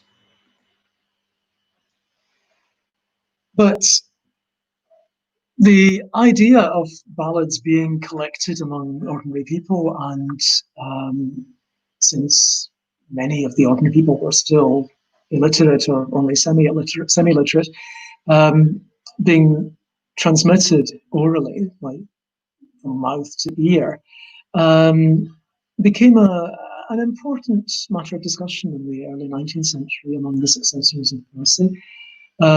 Walter Scott, notably a considerable poet and novelist himself, but also the editor of a collection of ballads, he talks about what happens to a ballad when it's passed from one person to another, singing it and hearing it and then singing it to someone else. Undergoing from age to age a gradual process of alteration and recomposition, our popular and oral minstrelsy has lost in a great measure its original appearance, and the strong touches by which it had been formerly characterized have been generally smoothed down and destroyed by a process similar to that by which a coin, passing from hand to hand, loses in circulation all the finer marks of the impress. So the ballad that has been passed down through the generations is like a coin that has been passed from hand to hand. The fine detail is lost. It's a process of decay or of devolution from something that was once the creation of a minstrel of long ago. Let me now try to play, not the whole of this because there won't be time, but a couple of stanzas of a ballad that would certainly seem to have been transmitted in oral tradition down to the middle of the 20th century when this recording was made from a singer by the name of Lucy Stewart.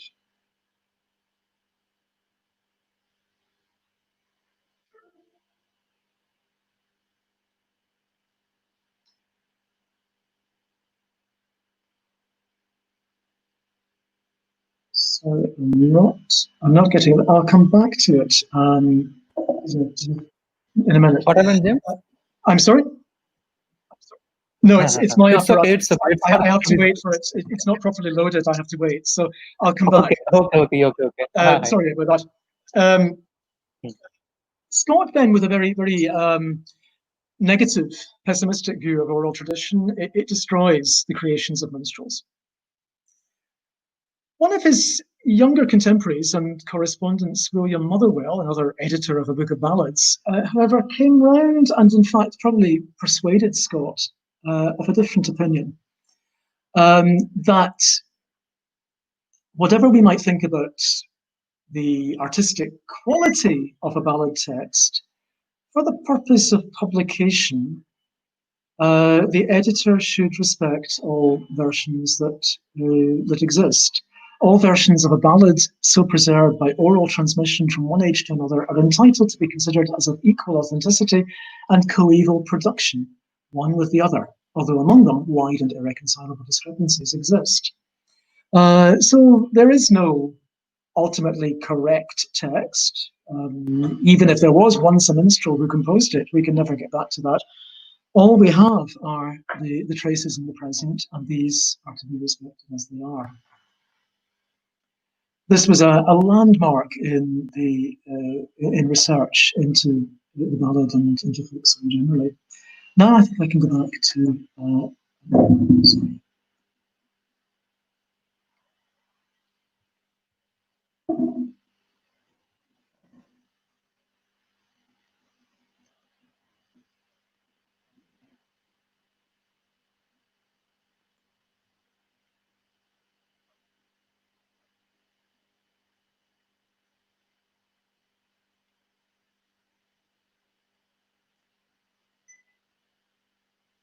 For the world was endless,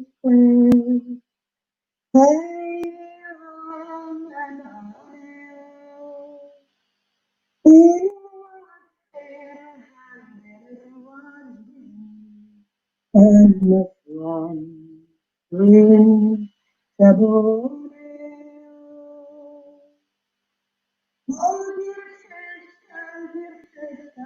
You take a walk,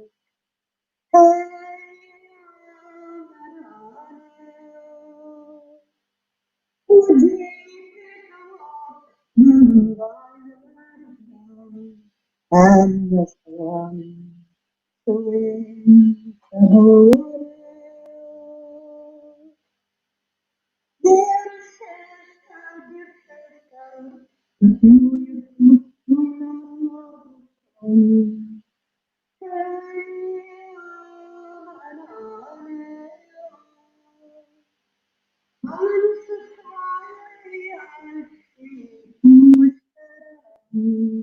And the sun swings away.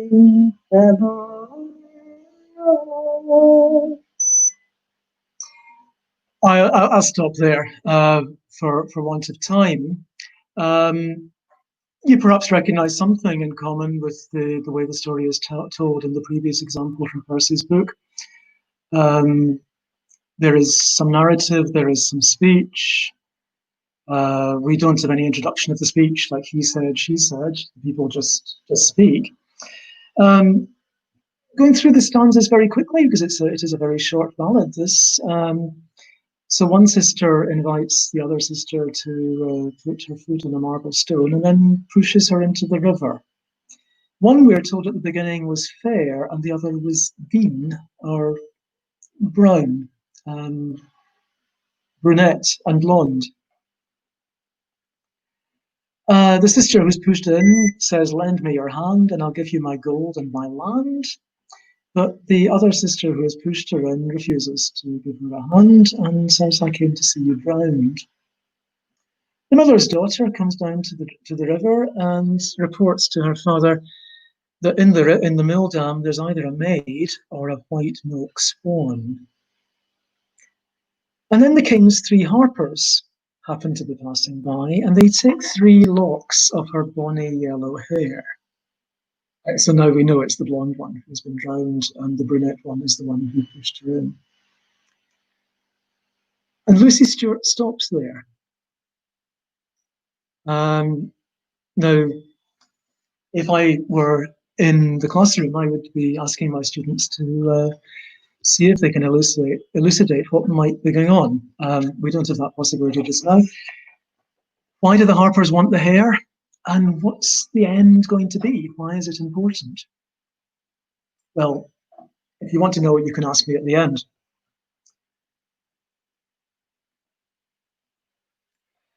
Motherwell, as I said, introduced the idea that ballad texts are valuable in themselves. They are the evidence that we have for something we can't get back to in its origins. This principle was taken up by Francis James Child, also in Denmark by great ballad scholar Sven Grundtvig, who was a big influence on Child. Francis James Child was the first professor of English at Harvard, what was then Harvard College. So his work is therefore of great importance in the history of English as a university discipline. And is probably nowadays best known as the editor of a collection called The English and Scottish Popular Ballads. And notice the definite article. He really intended to have them all in his 5 volumes.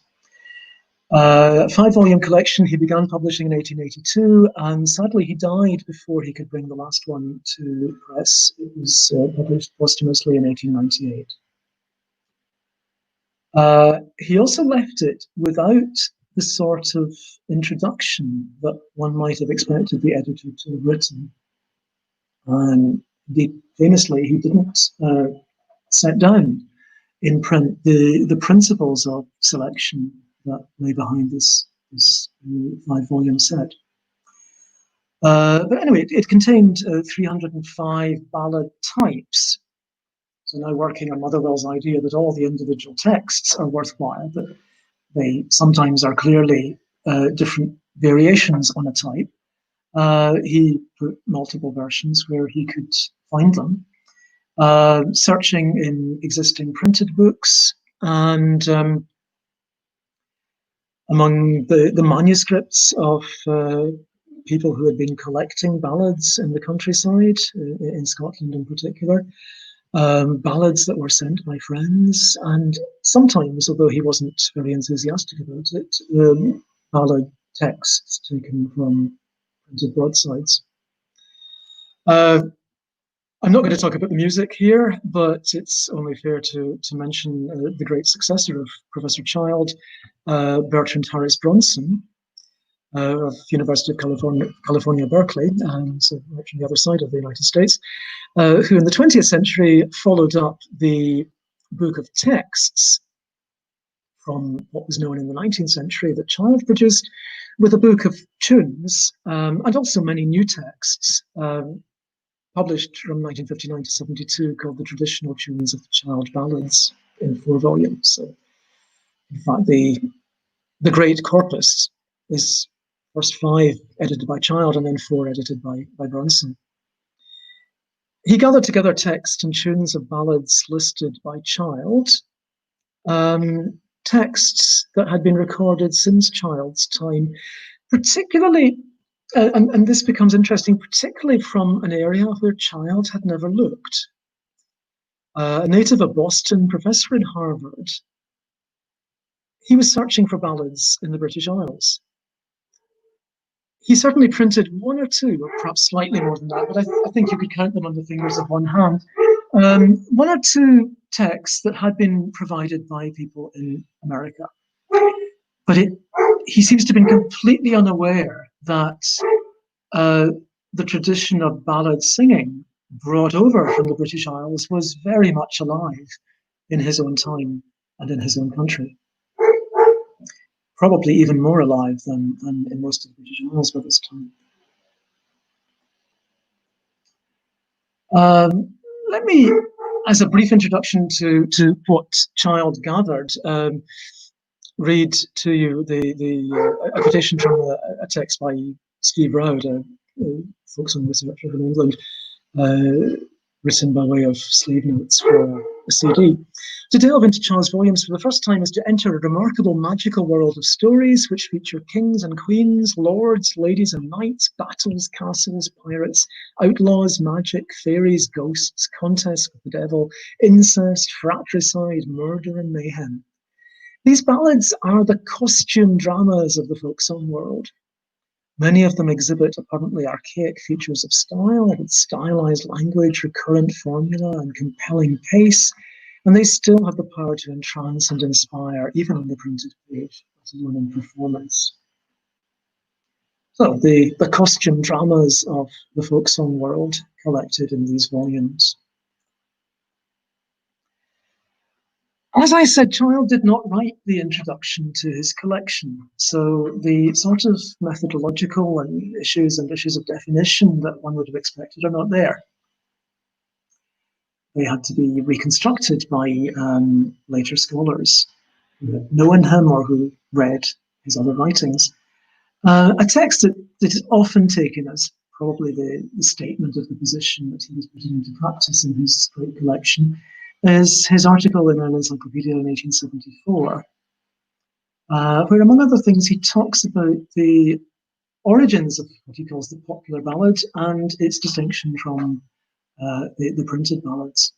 The genuine popular ballad had its rise at a time when the distinctions since brought about by education and other circumstances had practically no existence. An interesting statement. When was it that distinctions since brought about by education and other circumstances had practically no existence? And he develops this theme of what would appear to be a homogeneous, classless society. At the same time, he's situating origins of the ballads that he is collecting in his books somewhere in medieval England, which was certainly not such a homogeneous society. He continues, the vulgar ballads of our day, vulgar, I suppose, in the sense simply of popular and common, but with probably pejorative overtones. The broadsides, which were printed in such huge numbers in England and elsewhere in the 16th century or later, belong to a different genus. They are products of a low kind of art, and most of them are, from a literary point of view, thoroughly despicable and worthless. So, a very negative view of printed broadsides, although, as I said earlier, he did make use of them where he had no other sources available. And a somewhat idealistic view of the sort of society that produced the true popular ballad. As has been pointed out by later scholars, he doesn't talk about folk songs because his popular ballad does not necessarily belong to the folk, if folk is understood as the common people, the peasantry. It belongs to the whole of society, but to an earlier stage of society. Now, with Child, although he doesn't refer very much directly in his book to oral tradition, it's clear that orally transmitted texts of ballads are privileged, much more valuable to him than anything that has suspicions of broadside printing about it. So we move into a new way of thinking about the oral, which was to be very influential in the 20th century. Quite the opposite of Walter Scott. If you remember, Walter Scott's image was of the coin that is eroded as it passes from hand to hand. So the fine quality of its design is lost in transmission. Cecil Sharp now, collector of English folk music and publicist of, and promoter of English folk music and song in education, generally in English life at the beginning of the 20th century, adopts a similar but completely opposite image, talking about what happens to a song, a folk song, in oral transmission. He says, individual angles and irregularities have been gradually rubbed off and smoothed away by communal effort, just as the pebble on the seashore is rounded and polished by the action of the waves. The suggestions unconsciously made by the individual singer have at every stage of the evolution of the folk song been tested and weighed by the community and accepted or rejected by their verdict. The life history of the folk song has therefore been not only one of steady growth and development, there has also been a tendency always to approximate to a form which shall be at once congenial to the taste of the community and expressive of its feelings, aspirations, and ideals. It's clearly a case of evolution. Now, the concept of evolution involves the three principles of continuity, variation, and selection. So it's no longer decay in oral transmission, it's evolution. It actually gets better. It becomes more beautiful and more pleasing to the people among whom it is circulated.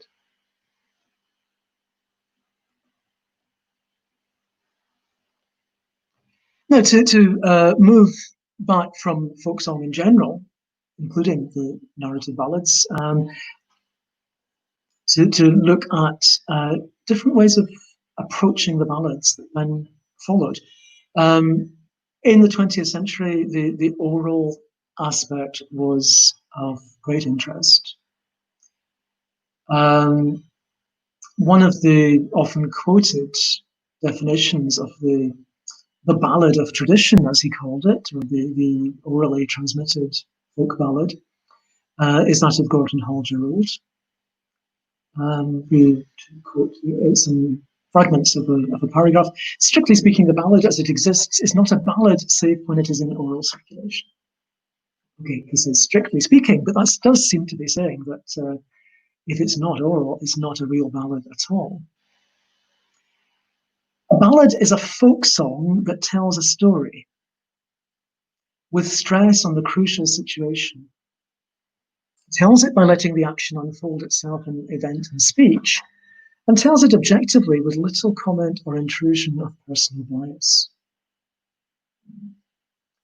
And finally, he insists, nothing can be properly called folk song that has not been submitted to the moulding processes of oral transmission. It would appear he had read Shellshock.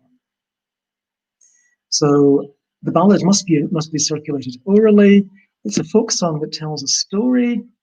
These characteristics: stress on the crucial situation.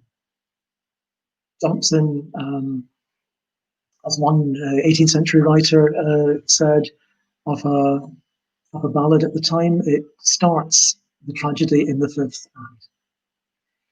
Tells it by letting the action unfold itself in event and speech. Event and speech. I think you've seen this already in the examples, even fragmentary, that I've given you. There is little commentary on the action. Things happen. People do things, and people say things. And little comment or intrusion of bias. Other stylistic features that later 20th century writers added, other 20th century writers added, Francis Gummers earlier, David Farmer later, the use of commonplace formulaic language. These words are important. Incremental repetition, in other words, lines or even whole stanzas are repeated with just a very slight change every time. Leaping and lingering narration.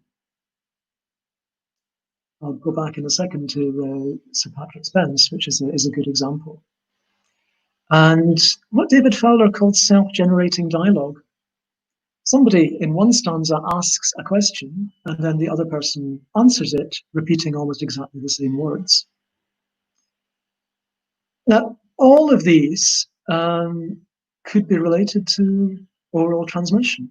Commonplace formulaic language is only to be expected that in something that is transmitted orally without being written down, the use of formulaic language will be of advantage to the singer, helps them to remember, or some would say to recreate. Incremental repetition is something that can be improvised. Leaping and lingering, going from one episode rapidly to another, could perhaps be related to the oral performance and transmission of ballads. And the self-generating dialogue, like the formulaic language, is a structure that enables the text to be reconstructed very easily. Someone asks a question, you don't have to think about the answer. You just make a few small changes and it comes out.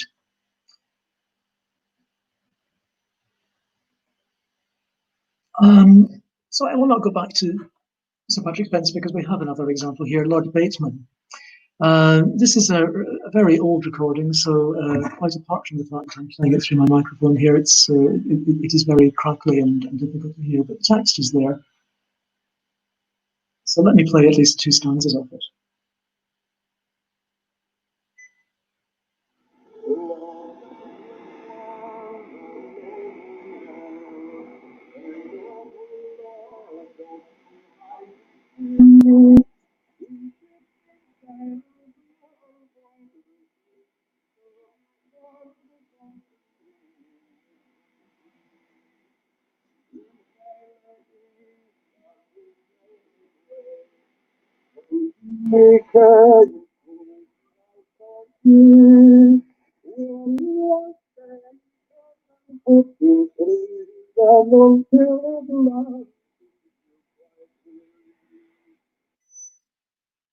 So 2 stanzas in which there is a lot of leaping. Lord Bateman is introduced, his social status is introduced, the fact that he goes on a journey by ship, and the motivation in 4 lines. Where he goes, where he ends up, what happens to him then, and what situation it leaves him in. 8 lines, we've gone that far. But look at stanzas 5 and 6. Now, have you got houses, have you got lands, and does Northumberland belong to thee? And what would you give to that fair young lady that out of prison would set you free? And he answers, yes, I've got houses and I've got lands, and half Northumberland belongs to me. I would give it all to that fair young lady who out of prison would set me free. So 2 stanzas introducing a very large, telling a very large part of the story, from first introducing the character to getting to the crisis situation. 2 stanzas just reporting a short exchange between him and the jailer's daughter, who's stolen the keys and is willing to let him free if there's something in it for her. This is very much the ballad technique. I'm aware that I have perhaps slightly overrun or I'm overrunning the time allocated for me to speak, and there should be time for questions too. But briefly to go through some of the later developments. In the 20th century, the oral character of ballad transmission is very much a key theme, as I've said. The creative role of the performer then becomes a matter of interest. Bertrand Bronson, the great editor of the tunes of the ballads, in an article writes about one famous 18th century performer of ballads, a lady called Anna Gordon, who became Mrs. Brown. He looks at 2 texts of the same ballad, taken down from her recitation on 2 occasions, which have considerable differences. And he wonders, what was it she had carried in her memory? He concludes, not a text, but a ballad. A fluid entity soluble in the mind, to be concretely realized at will in words and music. So the ballad is not the text, the ballad is something else, something fluid in the mind of the singer. And of course, these features like formulaic language and repetition, no doubt could be useful if a singer was trying to reconstruct the ballad as they sang it. But was he right? Well, he does leave it rather vague. Quite what is this fluid entity soluble in the mind? David Buchan came along with a much more detailed study of the same Anna Gordon, Mrs. Brown's ballads, and applied the oral formulaic theory that in the 60s had been developed for the study of the Homeric epics, and then transferred from that to contemporary performances of traditional epic poetry in what is now, in what was then Yugoslavia, I think mainly in what is now Bosnia.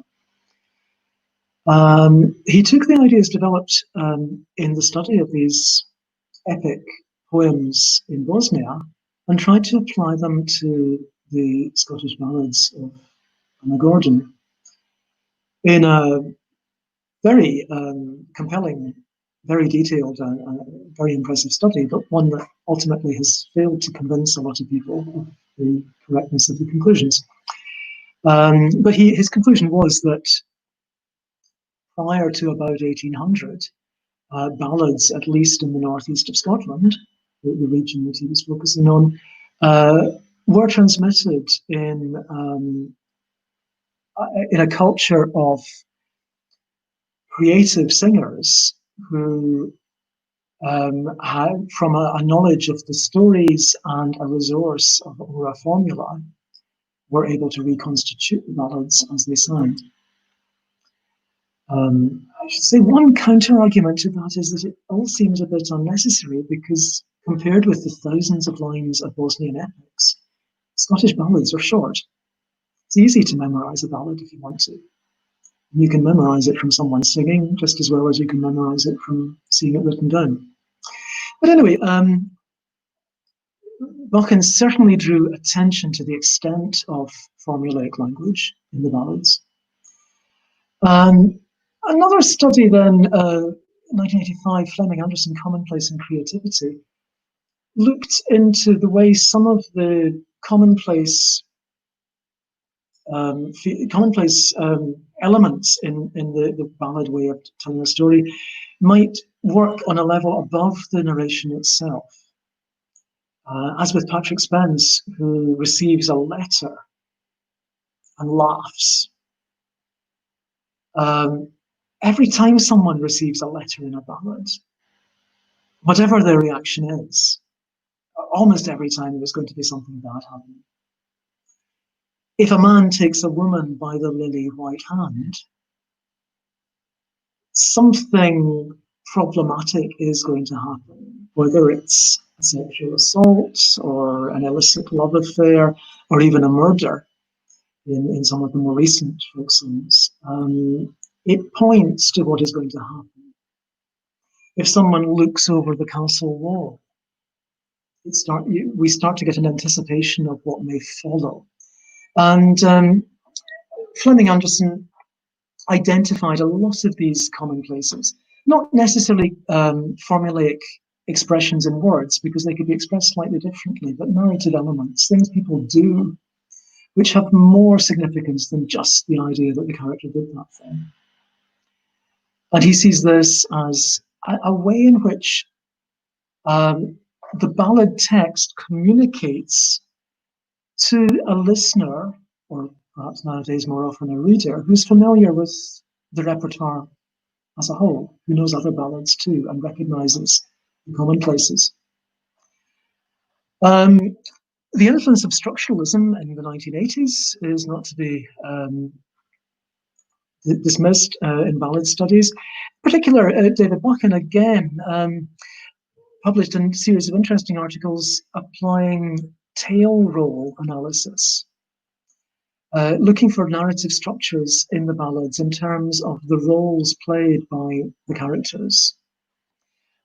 So, for example, in ballads involving supernatural beings, it doesn't matter necessarily whether it's a mermaid or a seal that turns into a human being, or whatever creature, a fairy, whatever it is.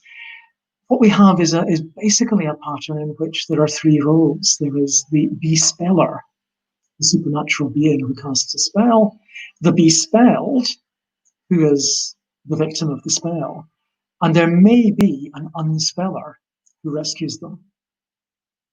And then he points out that if the supernatural being comes from the water, there isn't an unspeller. So an encounter with a supernatural being from the water is more dangerous in the ballad world.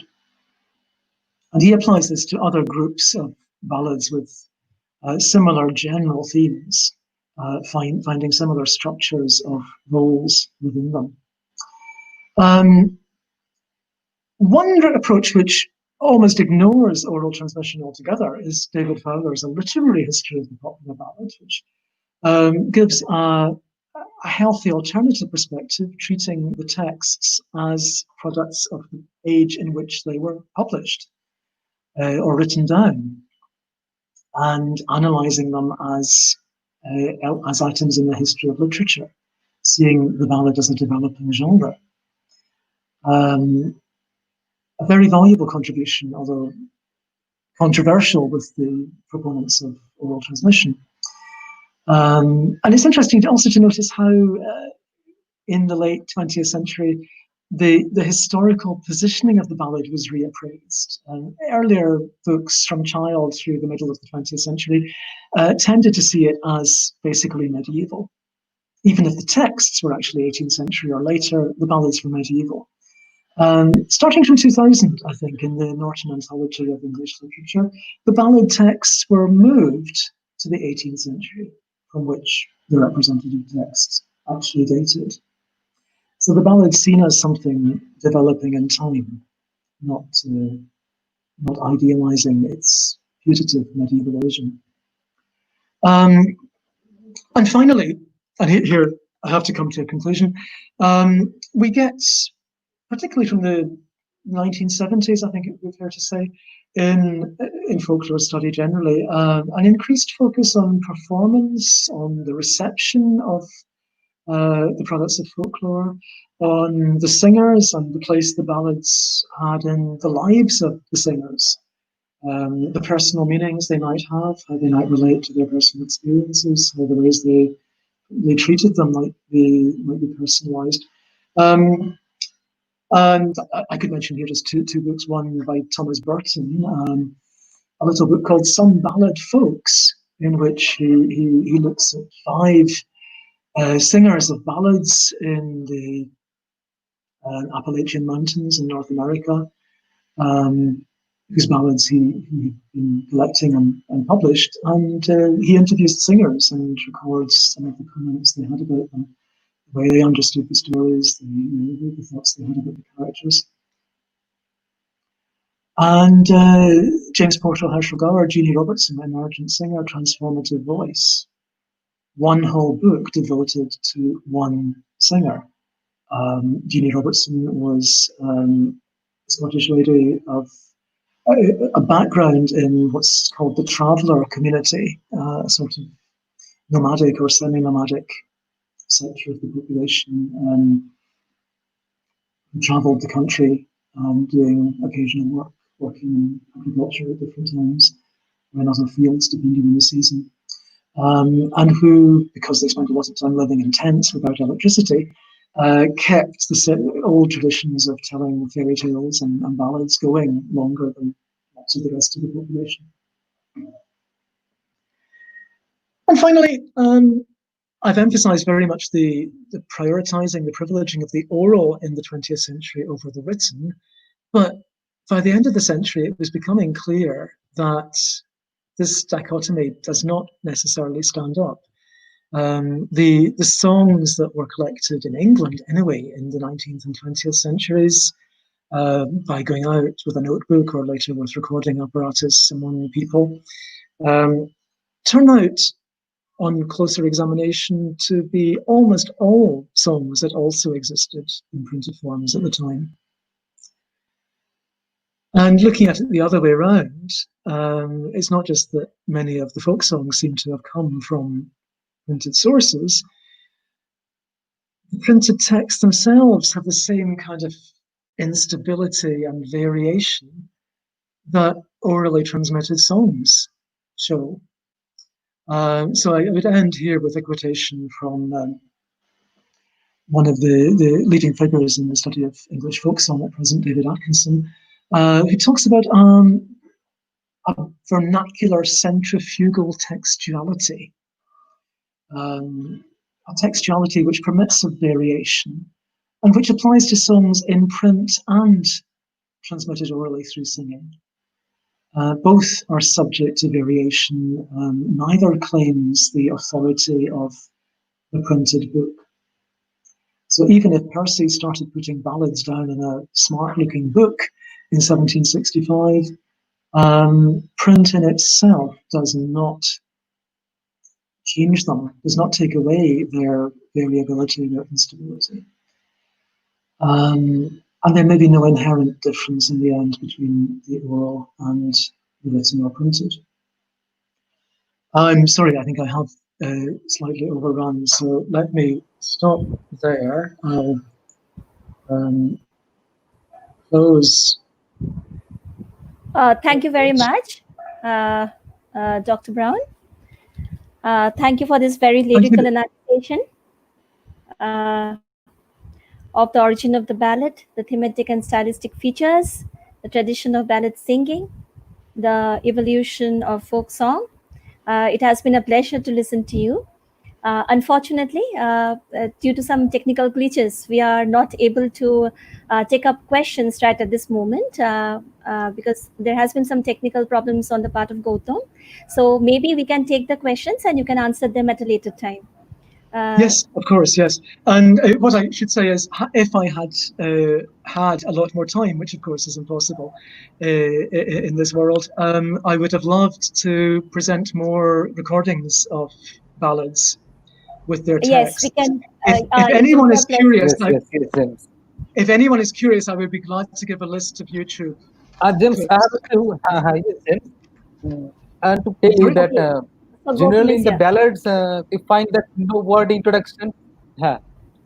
James, that generally in the ballads, we find that no word introductions or the description, but the reader is somehow immediately drawn into the focal point of the story, and all background details is cast aside in favor of the action and excitement. Yes, And yeah. at the same time, this action often takes the form of stark violence, often, and we often Yes. read the stories of murder, scandal, battles, and even incest in the ballads and all of which capture our interest and make us think of historical times. So I think that the Scottish ballads also do carry the feature elements of loyalty, supernatural, and at the same Yes, time yeah, fantasy exactly. and Yeah. also comedy also Yes, to some yeah, extent. indeed. Yes, yes, yes. Okay. And at I the mean, same time, Scottish I ballads think are. that with such variety, yes, please tell. No, I was going to say, Scottish ballads. another elusive aspect of the ballads in a way is that they're hard to pin down locally, because I can talk about Scottish ballads, but some of these ballads have stories that we find told in a very similar way in ballads in Sweden, for example. Or Yes. they may have stanzas that remind one of a stanza from a ballad in Spain. So it also has to be looked at as an international genre. Anyway, I should Yes. hand over, because I know there's another speaker waiting to come in. So I'm feeling that featuring on the lecture of this Scottish ballad and the other more spiritual ballads, let me tell you, like Serpents, the supernatural tale of the demon lover, and with such Yes. variety, there is bound to be something sweet, something taste, and for all the listener or all the participants, when you have the favorite or not featured in that lecture, then Sorry, I heard you mention the demon lover, but I can't hear the question. I couldn't hear after demon lover. Yes, I lost and the sound. James, thanks for this wonderful talk. So After Thank you very demon lover much. and the last Thank you story very of much. I the hope it's been of wind interest. horn and the drowned lover. Yes. So we're grateful for the time and effort you took to share your thoughts and experience with us. And since you're entering a new growth phase of world literature, your comments and Scottish ballads were very much key. And your enthusiasm once again for stimulating speech. Your comments were especially helpful to those doing research on this area and many scholars who were at a standstill in the progress, and your talks seem to provide much needed help to them. And we hope that we can join us again. Oh, so there has been some technical problems from his end, and we are not able to hear him clearly. এবার ঠিক আছে এবার ঠিক আছে Okay. Thank you so much. Thank you so much. Thank you. Okay, Thank James. you. Thank you. Thank Goodbye. So I'm still listening, but I'll mute and stop the camera. Okay. Okay.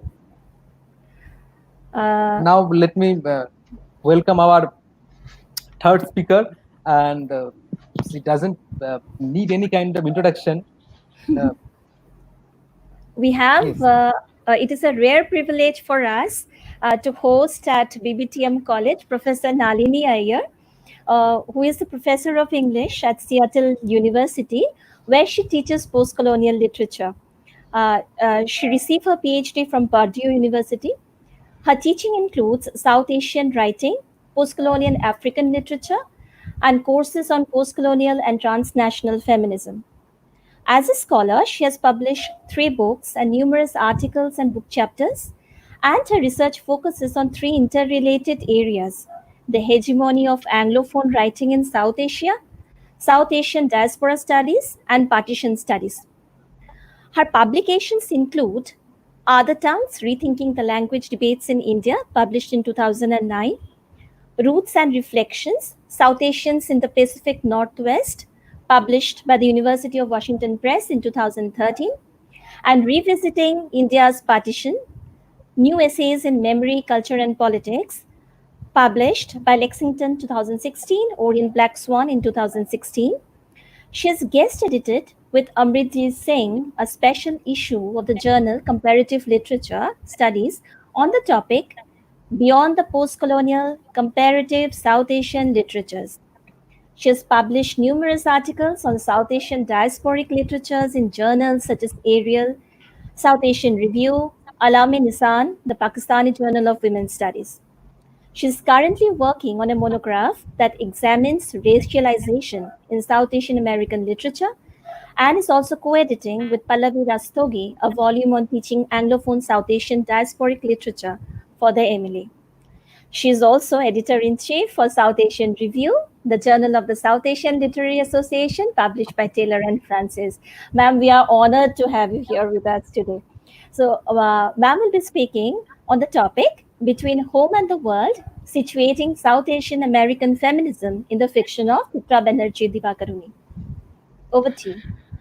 Thank you. Good morning, good afternoon, good evening. I don't know in what diasporic time zone you exist, but thank you for inviting me, particularly Gautam, for making the arrangements and coordinating all of this. It's a pleasure to be part of this online conference. As I was getting ready this morning to deliver, it's morning here, I live in Seattle, and it's 7:40 a.m. On Tuesday. So as I was getting ready this morning for this talk, I saw the news on in multiple media sources of an attack in Santa Fe, New Mexico, on a restaurant owned by a Sikh American, where the restaurant's property was destroyed and there was racist graffiti strewn all over the front of the restaurant and so forth, and the damage was significant.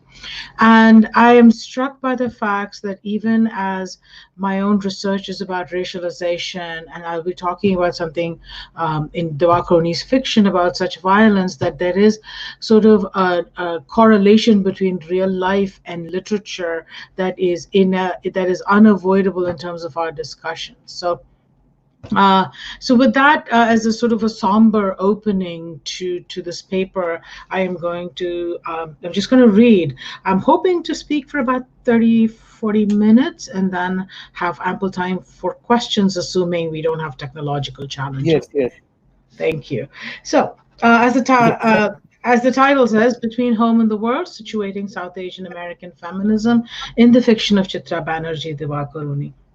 In Transnational America, Feminisms, Diasporas, Neoliberalisms, Inderpal Grewal describes Chitra Divakaruni's novel Mistress of Spices as a text that deploys the exotic to produce a cosmopolitan feminist subject in a consumerist culture. Grewal argues that such a text, I quote, represses the inequities and the violence of the spice trade to produce a narrative of racial solidarity, unquote. And so she seems to dismiss the novel as, quote, supporting the discourse of multicultural America by producing ethnic identity through exotic difference, unquote. On the other hand, Dharini Rasaya writes that as an author, Divakaruni deftly reworks questions that assume a polarized East-West cultural conflict that all South Asian Americans and immigrants uniformly encounter to address a more complicated reality that recalls histories of colonialism, geographic dislocation, and racism, and she often draws parallels to the experiences of other ethnic and racial groups, unquote. Like other South Asian American writers, Divakaruni seems to garner polarized responses for her work. For some literary critics, diasporic writers benefit from living and writing in the West and pandering to it by producing what Lisa Lau has called re-Orientalist discourse. I suggest that it is necessary to consider South Asian American writing as a fledgling canon that emerges from a relatively new diasporic community. Although South Asian immigration to North America began in the 1890s, the rapid growth of the population occurred only after the passage of the Immigration and Nationality Act of 1965. Because the 1965 Act opened the doors for a professional class to immigrate to the United States, the literary works that reflect the lives of these immigrants is relatively new, and writers like Bharati Mukherjee and Chitra Divakaruni are pioneers in the field. I propose that a diasporic writer, academic, and feminist activist, Chitra Divakaruni's fiction is significant in its engagement with the material realities of the lived experiences of South Asians in the United States, especially those who live in the thriving high-tech culture of the Bay Area. In this depiction of a predominantly professional class, Divakaruni focuses on gendered relationships within the family as well as the intersections of race and ethnicity as this new immigrant community establishes itself within a multicultural American framework. Thus, her fictional works theorize and document the emergence of South Asian American feminism while also critically examining multicultural, multiracial America. In recognizing that this community has ongoing ties emotionally, imaginatively, culturally, and politically to South Asia, her fiction engages in a critique of South Asian patriarchy and how it is refigured in the immigrant community. It must be noted that Bengal and Calcutta become representative of India and South Asia in her fiction, and that the Bay Area, California experience often represents the immigrant experience in all of the US. The regional, therefore, becomes the national, and any nuances of cultural variation get flattened into a national narrative. Her work looks at South Asian America through a feminist lens, offering the immigrant community a critical look at itself while also serving as a means for representing South Asian Americans to the rest of the United States in what Geeta Rajan refers to as Divakaruni's role as a literary ethnologist. As a South Asian American feminist, Divakaruni emphasizes the experiences of first generation immigrants from India, particularly Bengal, and the struggles of women to navigate their relationship to both home, which can signify dwelling, family, or land of birth, and the world, which can mean newly adopted land, transnational relationships, and community. Her narrative emphasizes heterosexual relationships and often center on marriage and marital relationships. My essay will focus on the early novel The Mistress of Spices, published in 1997, and the more recent ones, Queen of Dreams, 2004, and Oleander Girl, published in 2013, to examine the contours of South Asian American feminism as articulated by Divakaruni. To trace the evolution of South Asian American feminism in Divakaruni's fiction, it's important to recognize that 9/11 serves as a marker of the day when racial sensibilities shifted for South Asian Americans as they became identified as terrorists and were othered differently than before 9/11. Stanley Thangaraj, in his article Playing Through Differences, Black-White Racial Logic and Interrogating South Asian American Identity, recognizes that South Asian racialization has evolved over approximately 120 years of their history in the United States. From the early identification of South Asian immigrants as Hindus, although many were Sikh and Muslim, to the fight for citizenship as Aryans, the Bhagat Singh Thind versus United States 1923 case, to the model minority identity post 1965, South Asians experienced yet another shift in racialization post 9/11. Thangaraj writes that the conflation of Muslim, terrorist, Arab, Middle Eastern, and South Asian American, the racial formation Muslim looking, denies full citizenship while associating these communities with terrorism. In this climate, contemporary modes of cultural racism invoke religion as a site of irreconcilable differences with Americanness by incorporating the biological realm of the body to saturate with meaning antithetical to modernity and citizenship. In many ways, the experiences of South Asian Americans post 9/11 affirms the observations made by Omi and Vinant earlier in their path-making book, Racial Formation in the United States, where they argued that race is neither an essence nor an illusion. They argued that race is a concept, quote, which signifies and symbolizes social conflicts and interests by referring to different types of human bodies, unquote. In the introduction to her recent book, South Asian Racialization and Belonging After 9/11, Aparajita Day argues for the need to update Omi and Vinan's theory of racial formation because for them, the quote, racial embodiment of experiences of a body due to her racial and cultural markers shaping perception and consciousness were not as important as the organization of the structures of power, unquote. Day goes on to define the racialization as, quote, the processes and experiences through which race becomes integrated as a default marker through attire, behavior, cultural and religious practices, and ascription through ethnographic, geopolitical, economic, religious, and immigration category, ultimately segregating or integrating, classifying or disidentifying a group or community over others, unquote. The violence that followed 9/11 and targeted West and South Asians exacerbated racial tensions, and the discourse of race was starkly gendered and polarized. Popular discourse is permeated by such binaries as terrorist man and submissive veiled woman, model minority and foreigner, exotic and fanatic. Divakaruni's fiction prior to 9/11 is more focused on ethnic and cultural differences and the struggle of the community to adapt in the United States. After 9/11, her fiction sharply critiques American society for its racial formations, and she depicts South Asian American experiences of gender and race in an increasingly violent society.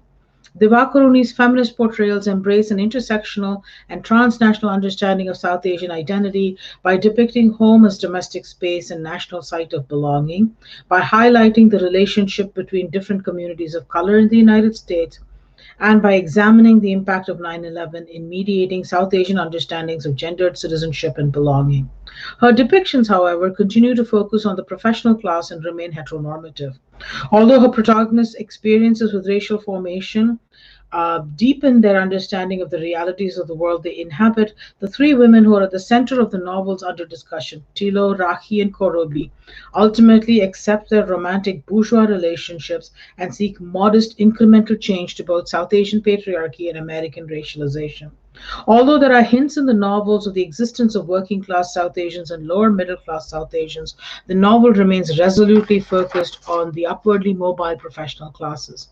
The novel's emphasis on heteronormative relationships where couples evolve modestly and reconcile their differences to create a private space of refuge away from the brutal public sphere completely ignores how such heteronormative spaces oppress queer subjects. Divakaruni's feminism, ultimately, while engaging in a nuanced exploration of racial dynamics, remains limited in its vision. Homes and homelands are pervasive tropes in diasporic fiction. In her book Indian Women in the House of Fiction, Geetanjali Singh Chanda notes that, quote, homes in South Asian diaspora fiction are in constant conversation with the meta home that is India, unquote. In his classic essay, Imaginary Homelands, Rushdie famously, quote, noted that diasporic writers like himself create Indias of the mind as they attempt to reclaim lost homes and homelands through fiction. The homes of middle class immigrant South Asians in the United States become sites of marking both belonging and difference.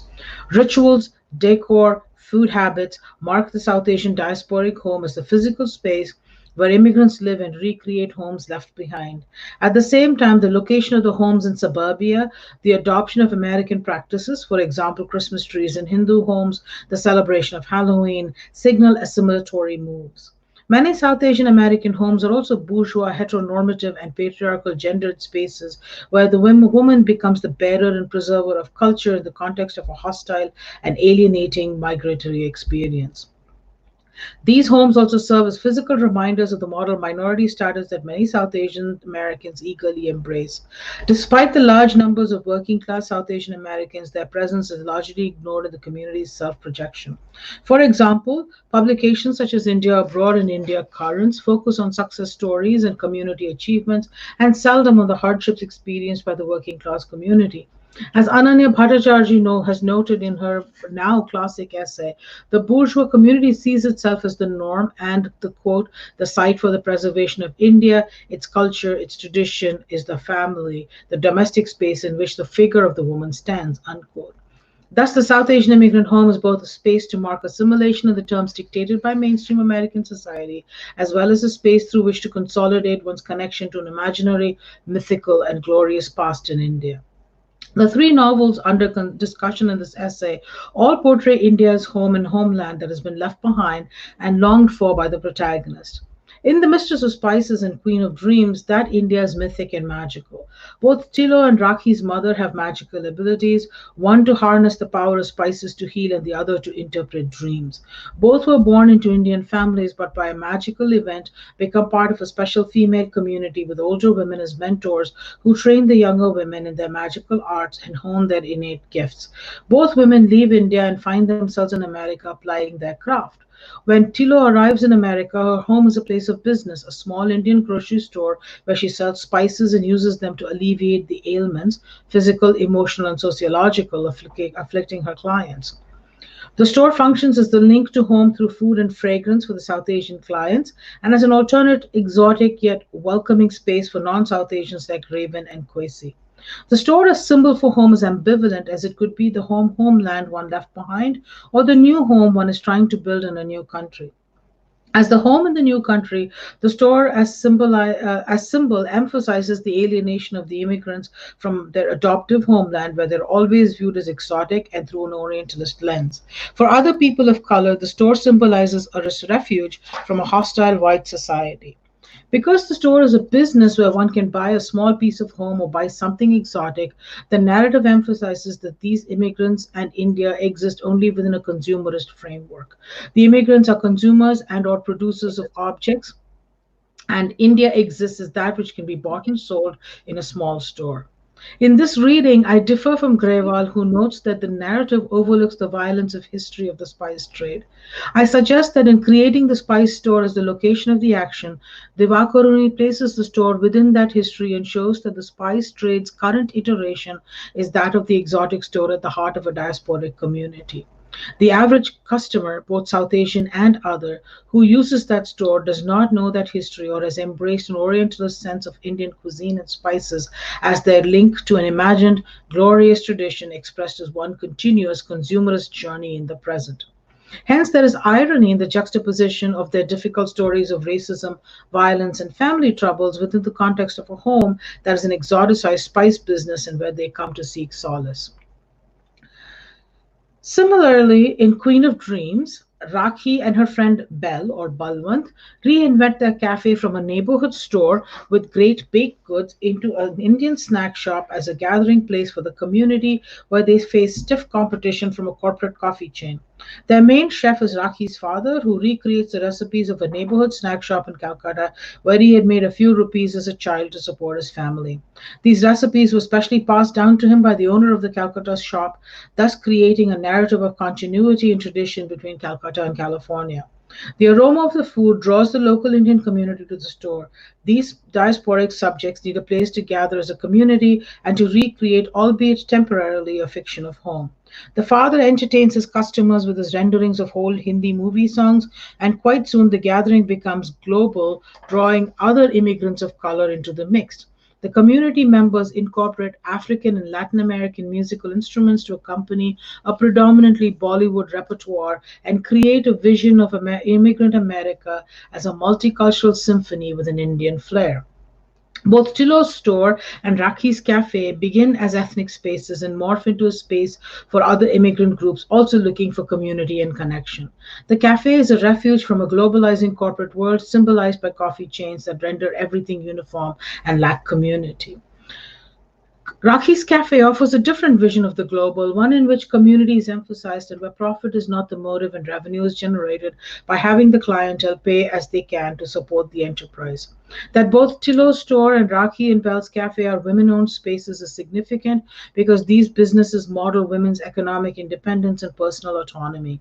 Instead of being locked within a suburban domestic space as the bearer of culture and tradition, these businesswomen create community spaces within the context of their consumerist cultures to resist the forces of corporate globalization.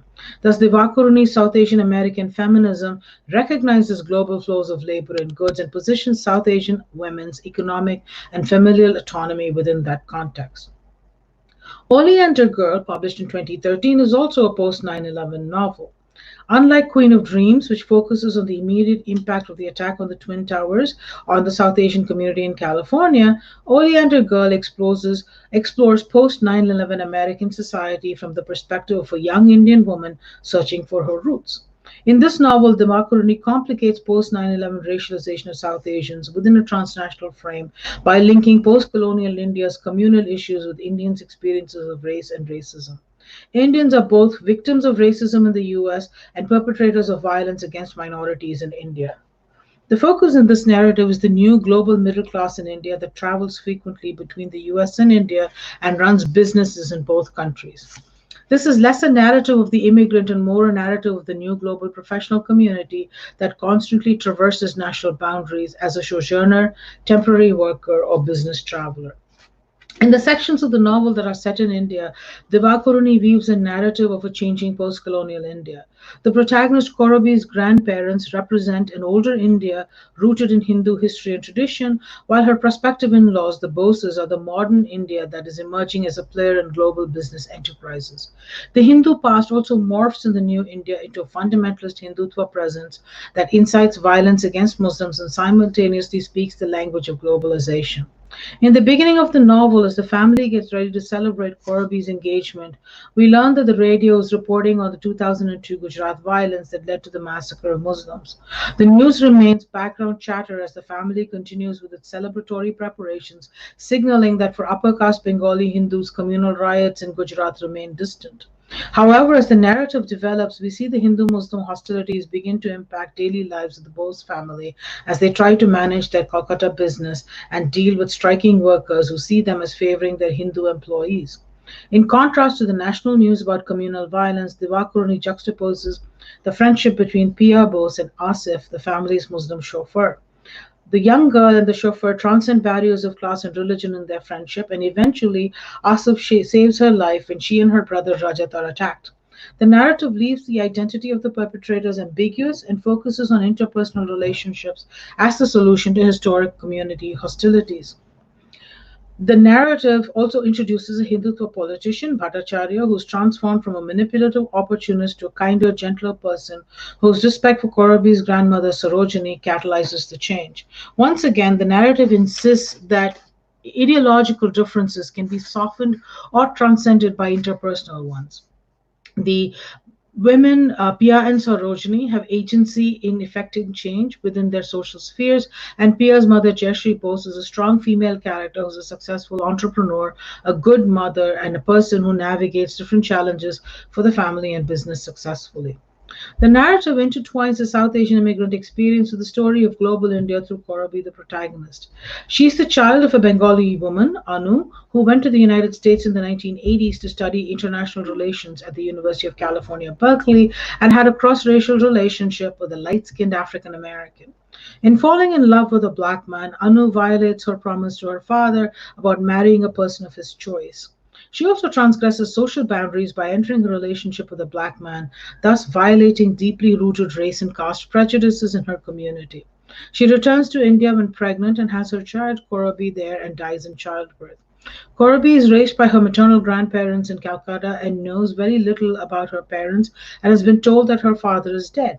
When her grandfather dies right after her engagement, Korabi learns that her father is not dead and decides to go to the United States to look for him. She only knows his first name, Rob, and assumes that he is white. The discovery about her father emphasizes that while Korobi grew up in middle class Calcutta and was raised in her ancestral home, she lacks a sense of belonging. Her mother's migration has already made her sense of home tenuous even before she'd been born. By depicting her as a person conceived in the US by a biracial couple born and raised in India as a Bengali Hindu, Divakaruni signals that citizenship and belonging exist at the intersections of blood, birth, nation, and culture. Korabi is aware of the troubled relationship between her mother and her grandfather, but does not understand that much of that stems from her grandfather's objection to her father's racial identity. Divakaruni's middle-class India is not just patriarchal, but its predominantly Hindu community rejects religious minorities at home and perpetrates anti-black racism in its embrace of cultural and religious purity. Korabi's grandfather had sought to maintain racial and ethnic purity by managing both his daughter and granddaughter's sexuality, but his patriarchal power proves to be limited. Although familial forces such as the grandfather's authority and national forces like the Hindutva movement attempt to enforce a monolithic and ahistorical notion of Indianness, Korabi's personal history unravels that myth and recognizes that India's global economic development has inevitable consequences at home. When Korabi travels to the United States to find her father, she experiences a country where South Asians are grappling with the aftermath of 9/11. For South Asians, the world had radically changed and dreams of economic mobility are shattered. The Mitras Korabi's hosts in New York City exemplified downward economic shift. The art gallery they manage for the Bose family is destroyed and their valuable paintings stolen as American Islamophobia grows post 9/11. The gallery was named Mumtaz, and with its Muslim name and Indian artifacts, it becomes a target. The destruction of the art gallery forces the pregnant Seema Mitra to return to India for her child's safety, and the financial losses are felt by the Bose family, Korobi's prospective in-laws. Divakaruni thus draws a direct parallel between global events and the immigrant Indian family. 9/11 had shattered the American dream for the Mitras and threatened the post-liberalization economic dream for the Bose family in Calcutta. Korobi's quest for her father introduces her to Indians who've been in the US longer than the Mitras. Through Korobi's encounters, Divakaruni dismantles the model minority myth and emphasizes the economic and cultural struggles of the Indian immigrant community. Vic, the nephew of the investigator hired to help her find her father, is a second generation Indian for whom India is a mythical place of his parents that he's never visited. All his ties to India are imaginary. Neither is Vic from a wealthy family. Vic, who had been born and raised in the US, tells her that his family could not afford to visit India when he was a child, and later he never had the desire to do so. His mother's death had cut off his connections to India altogether. Vic, like the Mitras, had also experienced the financial fallout from 9/11. He tells Korobi of his successful restaurant that went under because people stopped patronizing it. Quote, 9/11 injured the people of this city in so many ways we still haven't been able to tally up the casualties, unquote. As Korobi learns more about the US post 9/11, she recognizes that stories of wealth, upward mobility, and entrepreneurial success that dominate Indian American experiences are not universal. Even as Korobi's westward journey from New York to California becomes a lesson on the racialization of South Asians post 9/11, the narrative does little to explore the racial experiences of her African American father. We learn he was poor and the first to go to college in his family, and that he was a professor in the South. As he tells Korobi about his relationship with Anu, the emphasis is mostly on the romance of the couple, and the primary hostility to their relationship comes from her family in India. We learn little beyond a passing reference to some residual hostility to interracial relations in California about what difficulties the couple may have encountered. Korobi is less interested in her father's life story than she is in knowing about her mother. In choosing to live in India and marry Rajat, she rejects her father's racial identity and only sees his blackness as a problem she has to manage within a colorist India. Unlike Oleander Girl, that explores the impact of 9/11 a year after the attacks, the earlier novel Queen of Dreams depicts South Asian American experiences just before and after 9/11. Rakhi's daughter Jonah has inherited her grandmother's ability to have dreams and nightmares that portend the future. As a child, she lacks the interpretive ability but ends up drawing her nightmare visions. When the Twin Towers fall, Rakhi rushes to her child's school in California. Although clear across the country from New York, the attack on the Twin Towers, the Pentagon, and the crashing of the flight in Pennsylvania leave all Americans fearing for their safety. Like many other parents, Rakhi rushes to her child's school to check on her safety and worries about how to explain the events to her. Jonah surprises her by telling her that she has foreseen these events in her dreams. For Rakhi, this signifies the tremendous powers her child has as well as her innocence. Rakhi sees the visionary capacity as a curse since it had precluded her mother from having a meaningful family life. Unlike Tilo, the protagonist of the pre-9/11 novel The Mistress of Spices, whose magical powers allowed her to heal racial trauma, Jonah's mystical powers are unable to redress the racialization of South Asians after the 9/11 attack. The narrative presents such female power to foresee the future as a curse rather than an opportunity to harness that power towards social transformation. Jonah can predict the future and will likely destroy her and not really allow her to navigate the complexities of ethnicity, race, and gender. Immediately after the attacks on the Twin Towers, many people of South Asian and West Asian origins found themselves under attack for looking like the attackers. In other words, what Stanley Thangaraj notes is a conflation of identities and the logic of cultural racism. They were misidentified as Taliban sympathizers and thus the enemy within, and were often injured or killed in their encounters with white supremacists. Such an event occurs at the end of this novel as Jaspal, Bel's lover, is attacked for being a turbaned, bearded Sikh. Although he does survive the attack, the novel speaks to the immense uncertainty felt by South Asians in the immediate days after 9/11. Aparajita Day notes that, quote, racialization functions to demonize minorities within dominant narratives and the ways in which their experiences and articulations become disposable, dismembered, and dysfunctional, so much so that the comprehensive networks of their belongings are pathologized without an ontology or an agency, unquote. She uses the term masks to highlight, to quote, highlight the tendencies of racialization to diabolically generalize minority belonging while indicating the obfuscation of the realities of minority experiences and representations within hegemonic structures, unquote. Thus, for the white racists who attack Jaspal, there is no difference between a Hindu, a Sikh, or a Muslim, and attacking any brown man wearing a turban satisfies their need to avenge what they see as white America's beleaguered status in a global economy. In such a regime, men are the attackers, and men and women marked by cultural signifiers such as a turban, a beard, or a hijab are all demonized. Both Queen of Dreams and Oleander Girl identify men as experiencing the new racialization in the public sphere, and women indirectly understanding this racial regime through their experiences of men. The women then become a refuge for the men and are primarily those who provide solace to the men battered by the violence of the public sphere. These narratives perpetuate the gendered binary of public male and domestic female spheres for the South Asian immigrant community. Although in Oleander Girl, through Pia, Sarojini, and Jayashree Bose, we see such a binary being reworked in India. These novels depict 9/11 and its impact on South Asians, but there is no agency for South Asians, male or female, to resist or transform racist agendas within the United States. Divakaruni's women protagonists catalog and observe these acts of racialized violence, but are unable to resist or effect change. This then limits Divakaruni's feminist vision in these novels. Divakaruni places experiences of South Asian Americans within the context of other communities of color in the US who have had to live within the same racist framework. In her fictional world, the potential for solidarity across communities of color offers a solution to racist social structures. Thus, she's an advocate of multiculturalism and progressive coalitions, especially in pre 9/11 novels like Mistress of Spices. Interestingly, the relationships with other people of color are presented as heterosexual romantic relationships between Indian women and men of color. There is little in these novels about women of color coming together with LGBTQ communities and other marginalized groups to challenge male authority in racist societies. Thus, in Mistress of Spices, Tilo's lover is Raven, a Native American man. He is drawn to Tilo's store through some mystical bond of shared magical powers. As Raven shares his history with Tilo, we learn of his mother's abandonment of her home on the reservation due to poverty and alcoholism.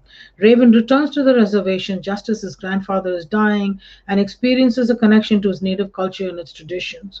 The narrative draws the obvious parallels between Native American colonization and the ongoing racism experienced by immigrants in a racialized society. Geeta Rajan argues that there is irony in the coupling of an Indian American and an American Indian, and the scene unmasks the violence and the misrecognition and misnaming that is inherent in the, quote, primal scene of colonial encounter in the Americas, unquote. Still, there is an easy correlation between experiences of racism within communities of color, but not recognition that businesses like Tilo or the dramatic growth of the South Asian immigrant population in the Bay Area continue settler colonialism. Despite the irony noted by Rajan, the narrative does perpetuate a romantic notion of the Native American as mystical and connected to other shamanistic modes of knowing and interpreting the world. The novel does not demonstrate any cognizance of specific histories of different Native cultures or even ascribe a name to Raven's nation. He is a generic, mysterious, noble Native American. Raven helps liberate Tilo from her magical mistress life to become just an ordinary middle-aged woman who disappears into an ordinary urban life with her lover. While the city lies in shambles around them after an earthquake, the couple seems to be wrapped up in their own personal relationship. Thus, while the novel proposes an interracial romance as a radical move for an Indian woman in her resistance to patriarchy, it relegates the couple to domesticity and does not see any possibilities for social transformation beyond the consummation of the romance. Similarly, in Oleander Girl, Korobi's mother challenges Indian patriarchy by falling in love with an African American man. Korobi has no clue about her black heritage and assumes through most of her quest that her father must be white. While Korobi finally meets her father, an African American academic, she understands her racial identity. In an India obsessed with fair skin, especially for its women, an American father who's white is more acceptable than a black one. Furthermore, Korabi learns that she was born out of wedlock, and this further marginalizes her in an India obsessed with heterosexual endogamous marriage as the only socially acceptable institution. Korabi sees herself, sorry, excuse me, Korabi herself sees her status as a quote unquote bastard, deeply disturbing and difficult to reconcile.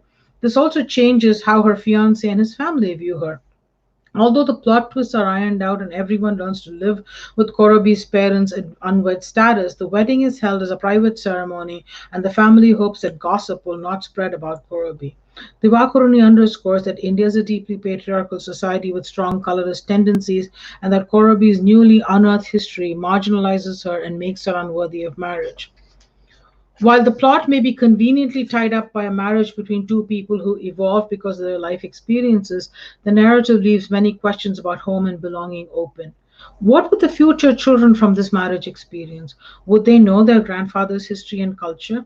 Is Korobi Indian or American or black? What will she claim as her identity? And what about Seema Mitra or Vic? How will their lives continue in a world hostile to women who leave their husbands or to brown skinned men who may be linked to in their imaginations to terrorists? In all three novels, Mistress of Spices, Queen of Dreams, and Oleandric Girl, Divakaruni attempts to recast the bourgeois family that shapes the identity of South Asian Americans. Tilo leaves the spice store to partner with Raven and live a life that is different from that of middle class South Asian immigrants.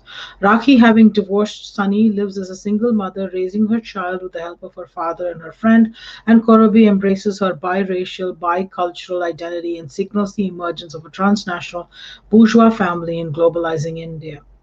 These women are transformative forces, but within the neoliberal global economy, their impact is not radical. They make some impact on a small number of people within their familial circles. They favor domesticity over a public life and ultimately reinforce a modified bourgeois family life. Delo chooses to give up her ability to be a larger transformative force so she can lead a quiet life with Raven. Neither Rakhi nor Korabi walks away from her relationship with the ex husband or fiance. Instead, they make small accommodations that lead to some incremental change in their lives. Thus, the Vakuruni's novels chart the emergence of South Asian American feminism. While the fiction critiques both racism in America and patriarchal control of women within South Asia, the novels do not articulate radical social change.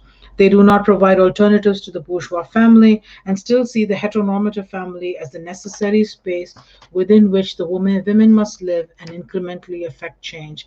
Thus, the women become bearers of a modest feminist vision and not just bearers of a patriarchal culture. Thank you.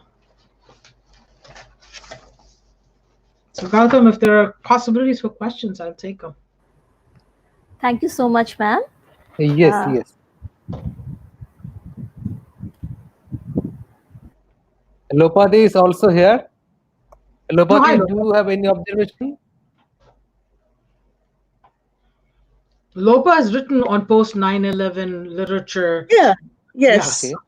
Oh, hi, Nalini. So good to hear your work and learn so much. I'm not that familiar with the newer works of Divakaruni because I had sort of abandoned her, for the very same critiques you make about, just focusing on a very upwardly mobile professional class and ignoring so much of the others.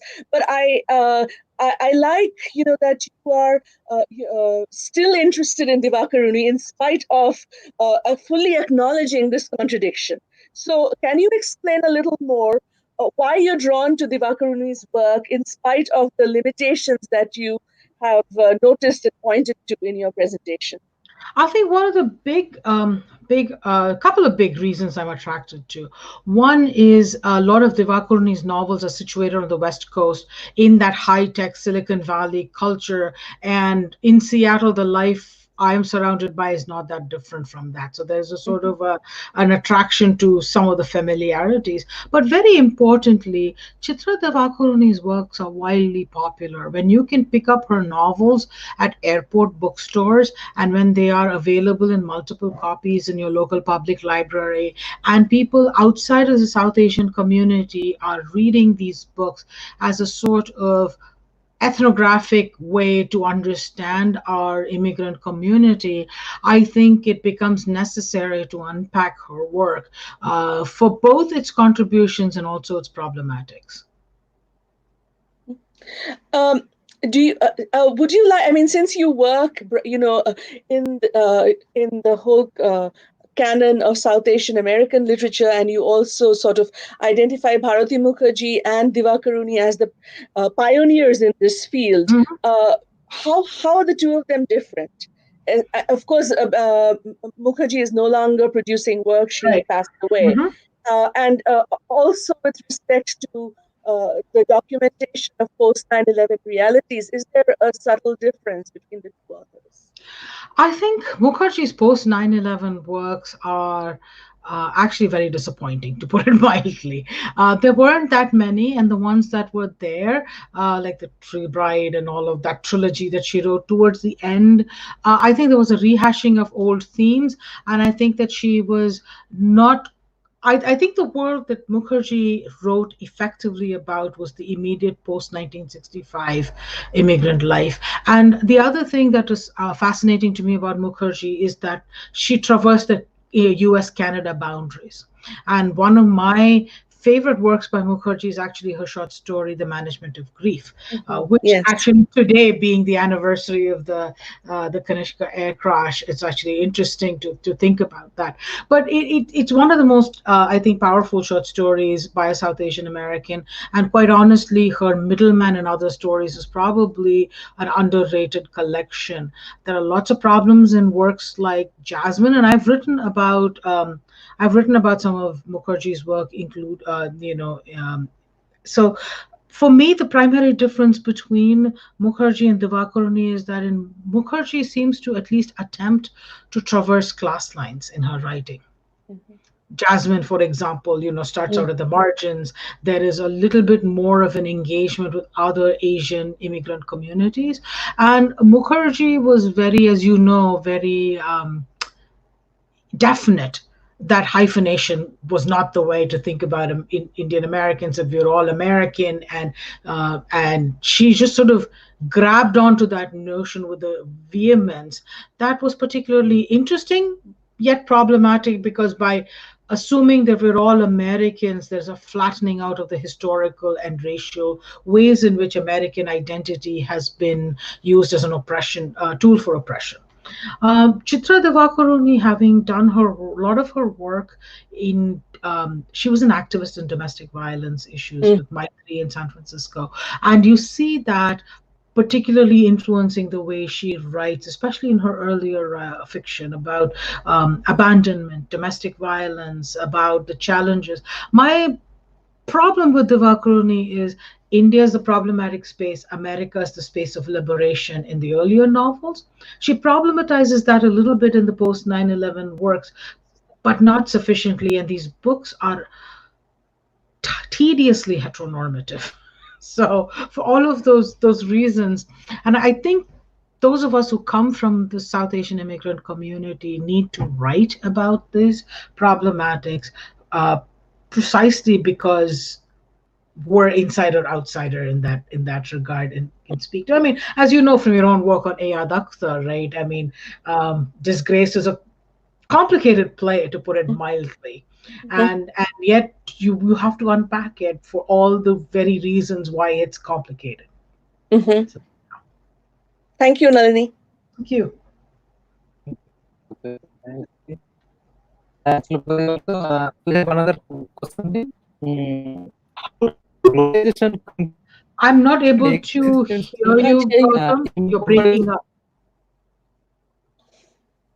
Audio is not clear. Okay. So if you want to type up the question, You can type Am in chat. I audible? Okay. Okay.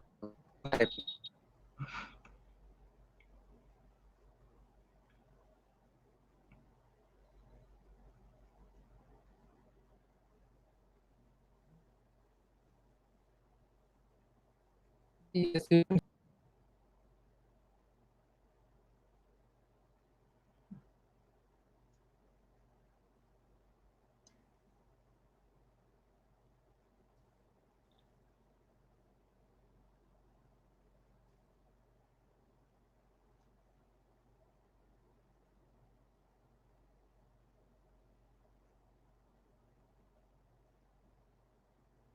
am I audible? Yes, Now you are. you are, Now yes. you are. Yes. Okay, am I audible? Yes, you are. Yes. Go ahead. Okay. That's the question. How does globalization contribute to maintaining an existential impoverishment of American Indians belonging to middle class? This is the first question. Um, I'm trying to understand this question. How does globalization contribute to Native American presence in the middle class? Is that the question? No. I think it's the impoverishment of the American Ah, Indian. I missed the word impoverishment. Well, because it's bourgeois America that's caught up in the globalization. Native Americans remain and continue to remain victims of a settler colonial culture. For example, in very contemporary times, in the COVID-19 pandemic, the two communities that have been worst hit by the epidemic are African Americans and Native Americans, particularly the Navajo Nation. And while the federal government promised many millions of dollars in tests and equipment to the Native American community, nothing made its way to the Native American community. So even as the globalization and American imperial, let's call it what it is, American imperial power has given America a certain presence. For Native Americans, the struggle is with the same American empire, which is internally reduced their autonomy, continues to destroy their culture, and so forth.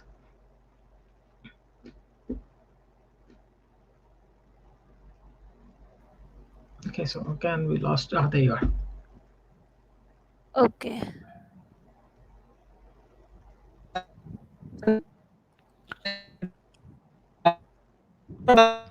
Gautam, we are not able to hear you. Can you write the question in the chat box?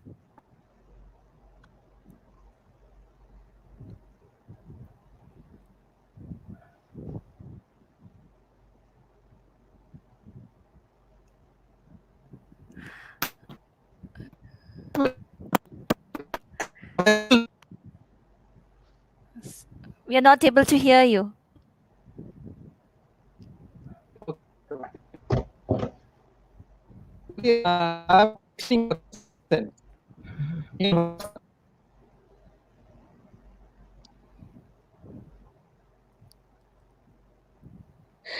Let me ask Nalini another question, if I may. I just thought of Sure. this. Is that okay? Yeah. Yeah, sure.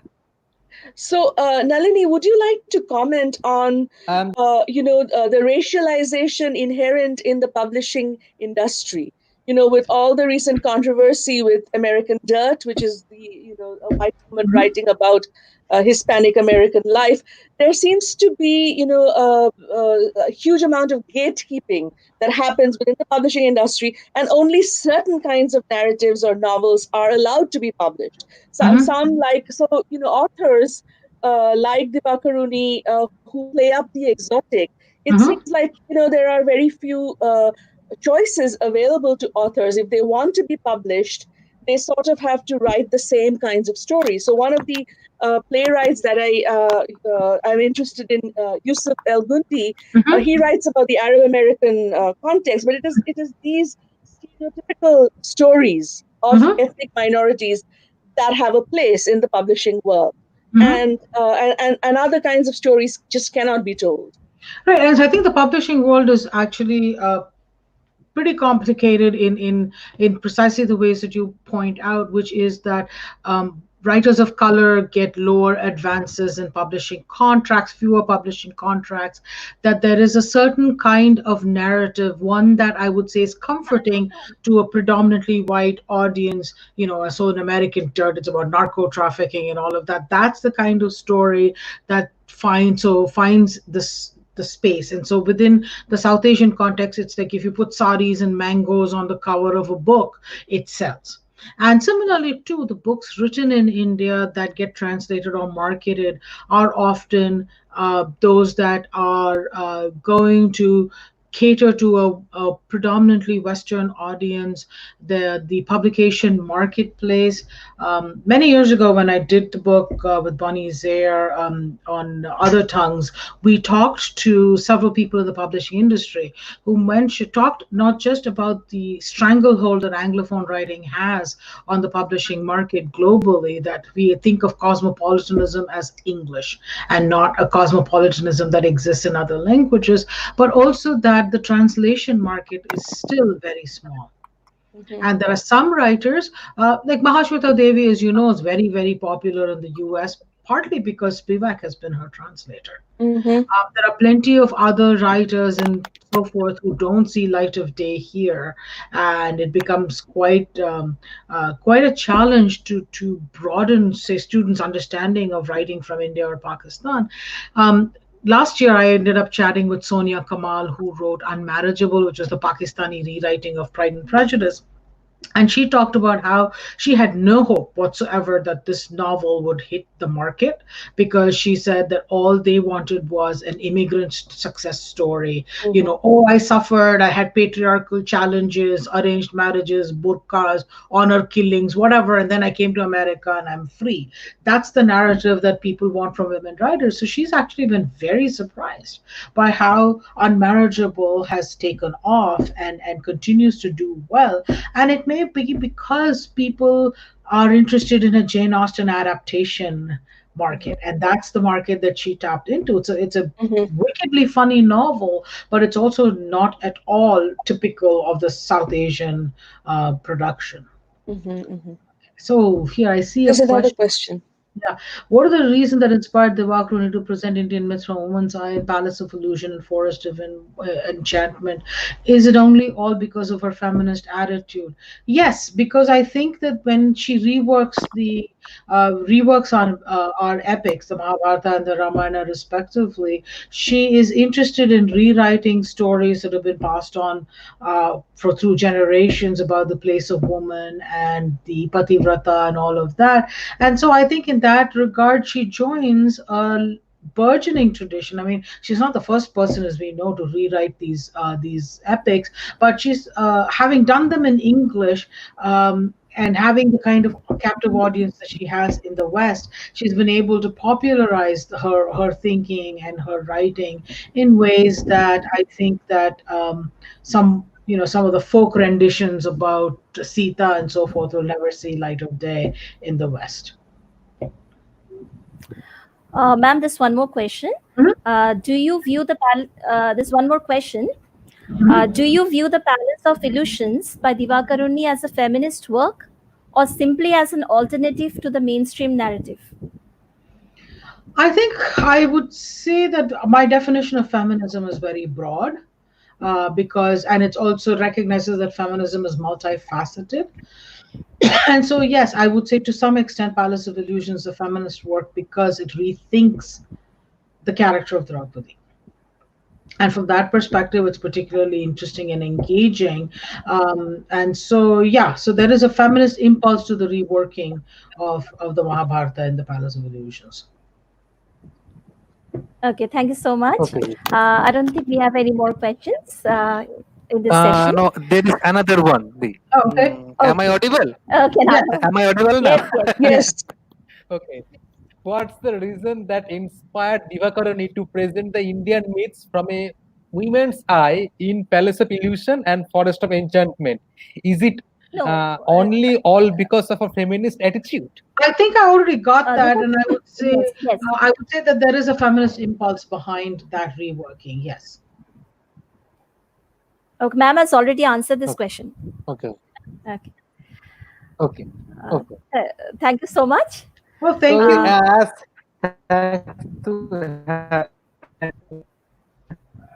I can't hear you. As feminists whose intellectual and political yes. Gautam, you're breaking up. Am I again. audible now? Yeah. Okay. Okay. Okay. Am I audible? Okay. So I think that as feminists whose intellectual and political development emerged through women of color feminism and our own connection and experience with Asian American feminist work have been inspiring, informative, and hopeful. And on behalf of us, please accept our sincere appreciation for the outstanding presentation you made about South Asian American feminism. And ma'am, your lecture offered a healthy balance of theory and practice in feminist thought to contextualize feminism and gave South Asian American feminism a unique brand which is valuable for both feminist scholarship and for both for the students. Your talk to somehow attested to the diversity and specificity of South Asian American locations and feminist concerns, while also demonstrating how feminist engagements in the region can reach and advance feminist theorizing globally. So it was very interesting to hear about your observation on Chitra Banerjee Divakaruni, and the tropes it showed gave us a close look at the nuances of a novel that we perhaps couldn't have gained in any other way. Thank you, ma'am, so thank you so much for sharing your time and experience with us. And we all agreed that your lecture was one of the most interesting ones we have had till now. Thank you very much. Thanks.